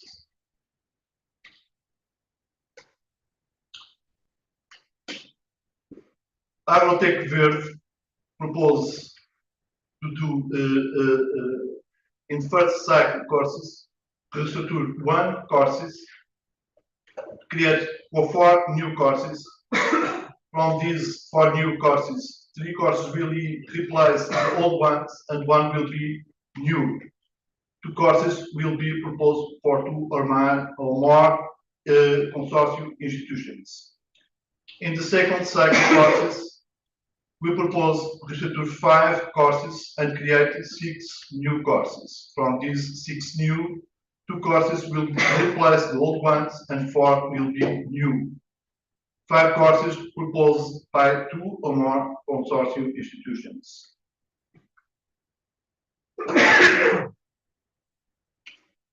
We want to promote training courses for professionals. This offer will do jointly by consortium institutions and partners. We want to assure that these training courses have relevance and are usefulness. These training courses are mainly micro-credentials and also is proposed a professionalizing master degree. The courses will be organized in 4 lines of training, namely animal science, forestry, veterinary science, and agronomy. For the promotion of training courses, Agrotech Verde plays an integration role, bringing together different stakeholders, namely agricultural companies and organizations, scientific structure and associated universities, laboratories, research and development centers, and Ciência Viva network. You want to implement the internationalization in the institutions of consortium, strengthening international partnerships with leading institutions, international institutions, and also with the Association for European Life Science Universities and other associations of universities like European University Association. You want to promote dual degree courses. Namely, we have one proposed in this moment with the University of Turin, but we have also another courses proposed with dual degree. We want to promote scholarships for international teachers and researchers. We want that international experts in digital technologies, environmental sustainability, and One Health applied to agricultural science will be based in consortium institutions for 3 months to help us to increase the formation of our teachers and our students. In the internationalization, we want to promote student mobility, development of student mobility protocols, support learning models in the business context in international leading companies. We want participation in international events of students and teachers, promoting exchanges of information between students, teachers, and researchers. And we propose to develop international summer courses, attracting students from different parts of the world to our institutions. In the housing of Agrotech Verde, the consortium institutions have good conditions. Buildings, classrooms, libraries, laboratories, study space for students, and office for staff. Well-equipped space for practical teaching with production animals, agricultural fields, greenhouses, veterinary hospitals, and so on.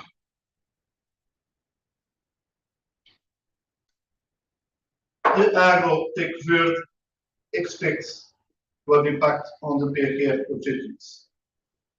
Like that, we propose to do at least 7 new bachelor's or master's programs implemented with Reforma implemented in agricultural science.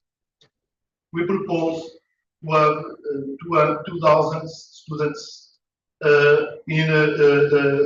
with benefits 1-week program in activities such as open weeks, internships, and holidays activities. We propose to have 350 professionals should complete micro-credentials or professional master degrees with formation in technological training.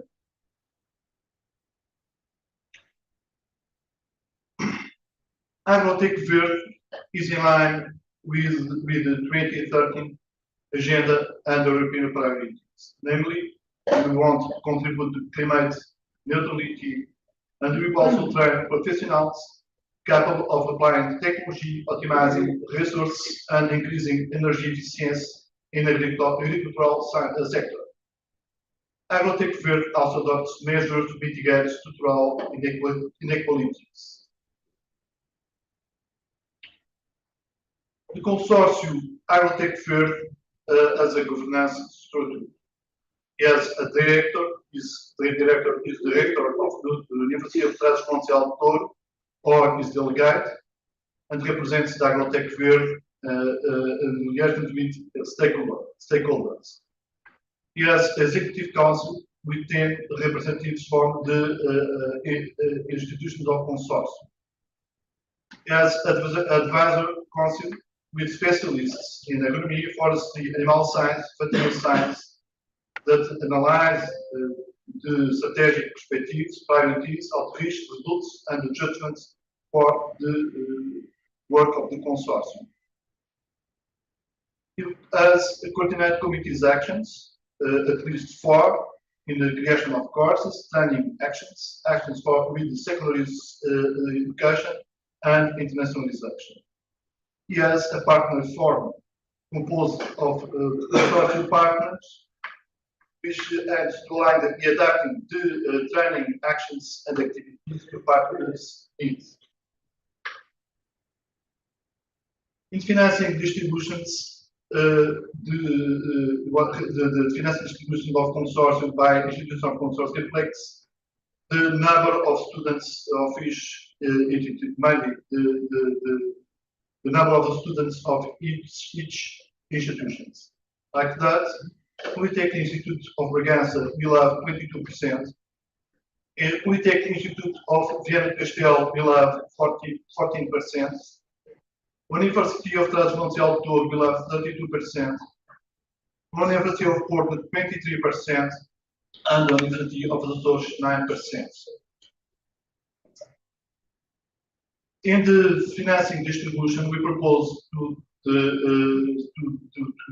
do by lines, and like that, recovery and modernization of infrastructures will represent 11%, acquisition of equipment 44%, other expenses and services for investment 14%, teaching and non-teaching staff 23%, and support and incentive to students 88%. Thank you for your attention. Thank you very much. I have no questions because I'm not one of the institutions sources. So, for two other members of the jury, Joanna. Yeah. Just a couple of curiosity. Thank you very much first of all for your presentation. I have 2 questions. One is related to the professional masters. Are you going to work with working students in these masters? And if the answer is yes, are you planning to give lectures only online? Have you the capability to host people in presential courses in your facilities?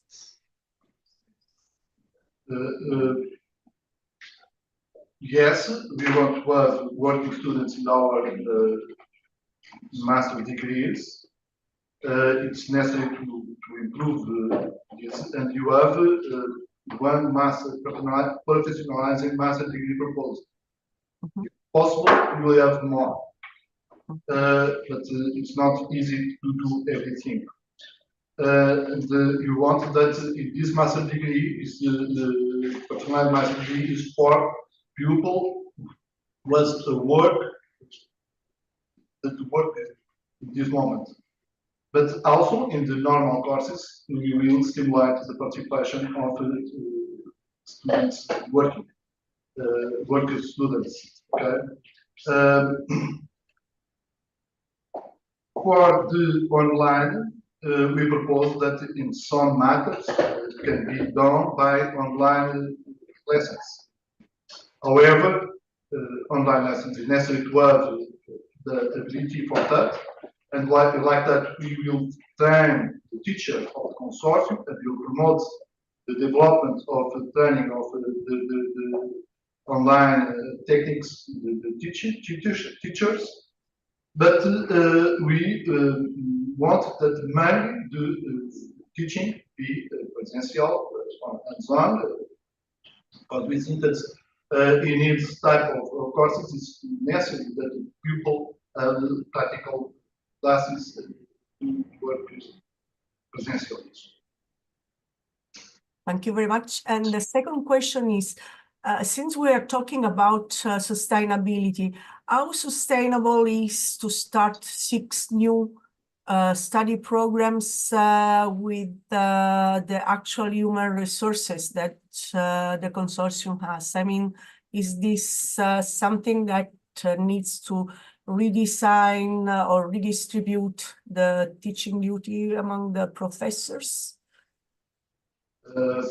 You want when we want to propose new programs, there are 2 kinds of new programs. There are new programs that we consider that is replacing the old one, like that we don't have more, not necessarily more professors, but also some other ones that will have been created.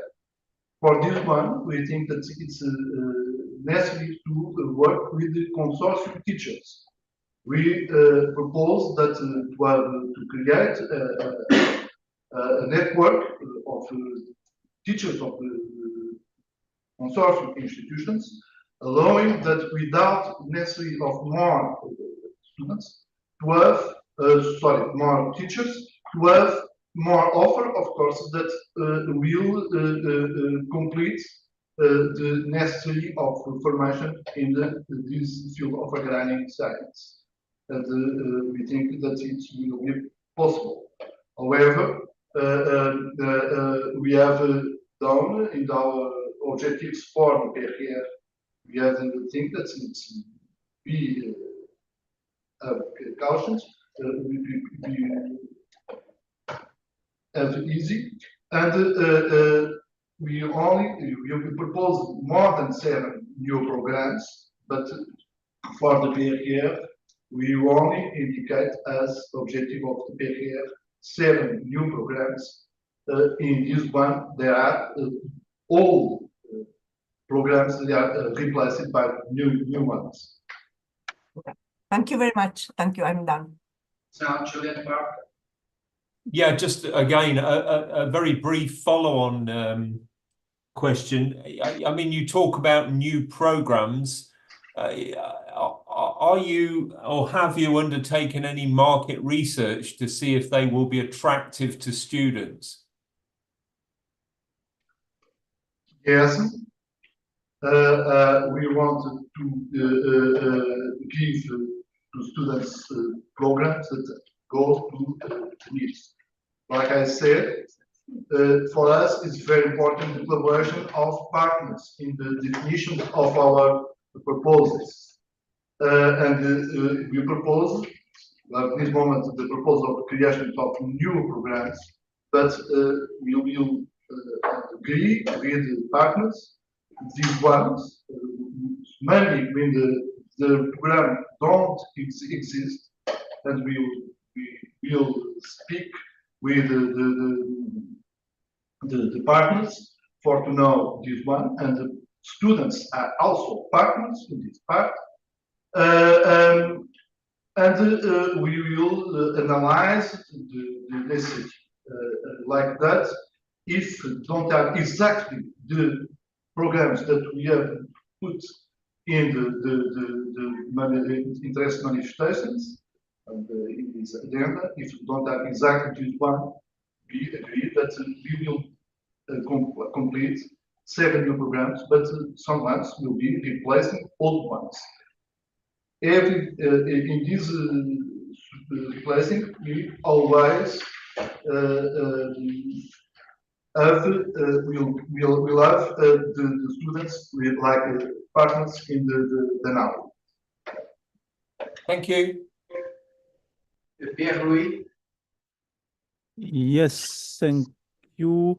Thank you for the nice and clear presentation. That was very interesting. Follow the question of my colleagues. Maybe what do you need some new people to teach because you have finally new program, or just the human resources that you have is enough? And do you need also maybe some new competencies for this new program? In fact,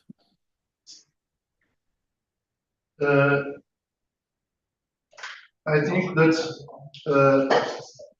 we will need new teachers in some areas, and we hope that it will be possible with PRR, with this project, to have conditions for a new teacher in some areas, namely in the digital and technological application of tutorial science. I think that is the main area that we will need to have the participation of new people. But I think that the consortium institutions, like I've said, the consortium institutions have a lot of teachers with competences in various in some areas, in the areas necessary. Like that, we propose that the teacher can be part of one institution, can give classes in other institutions, and like that, it's not necessary to have contract new teachers. I think that it will not necessary to have a great improvement of teachers in these areas. okay, thank you very much. So finally, Javier Rodriguez. Thank you very much for the presentation. I have no question. Thank you. So, finish. Thank you. Obrigado.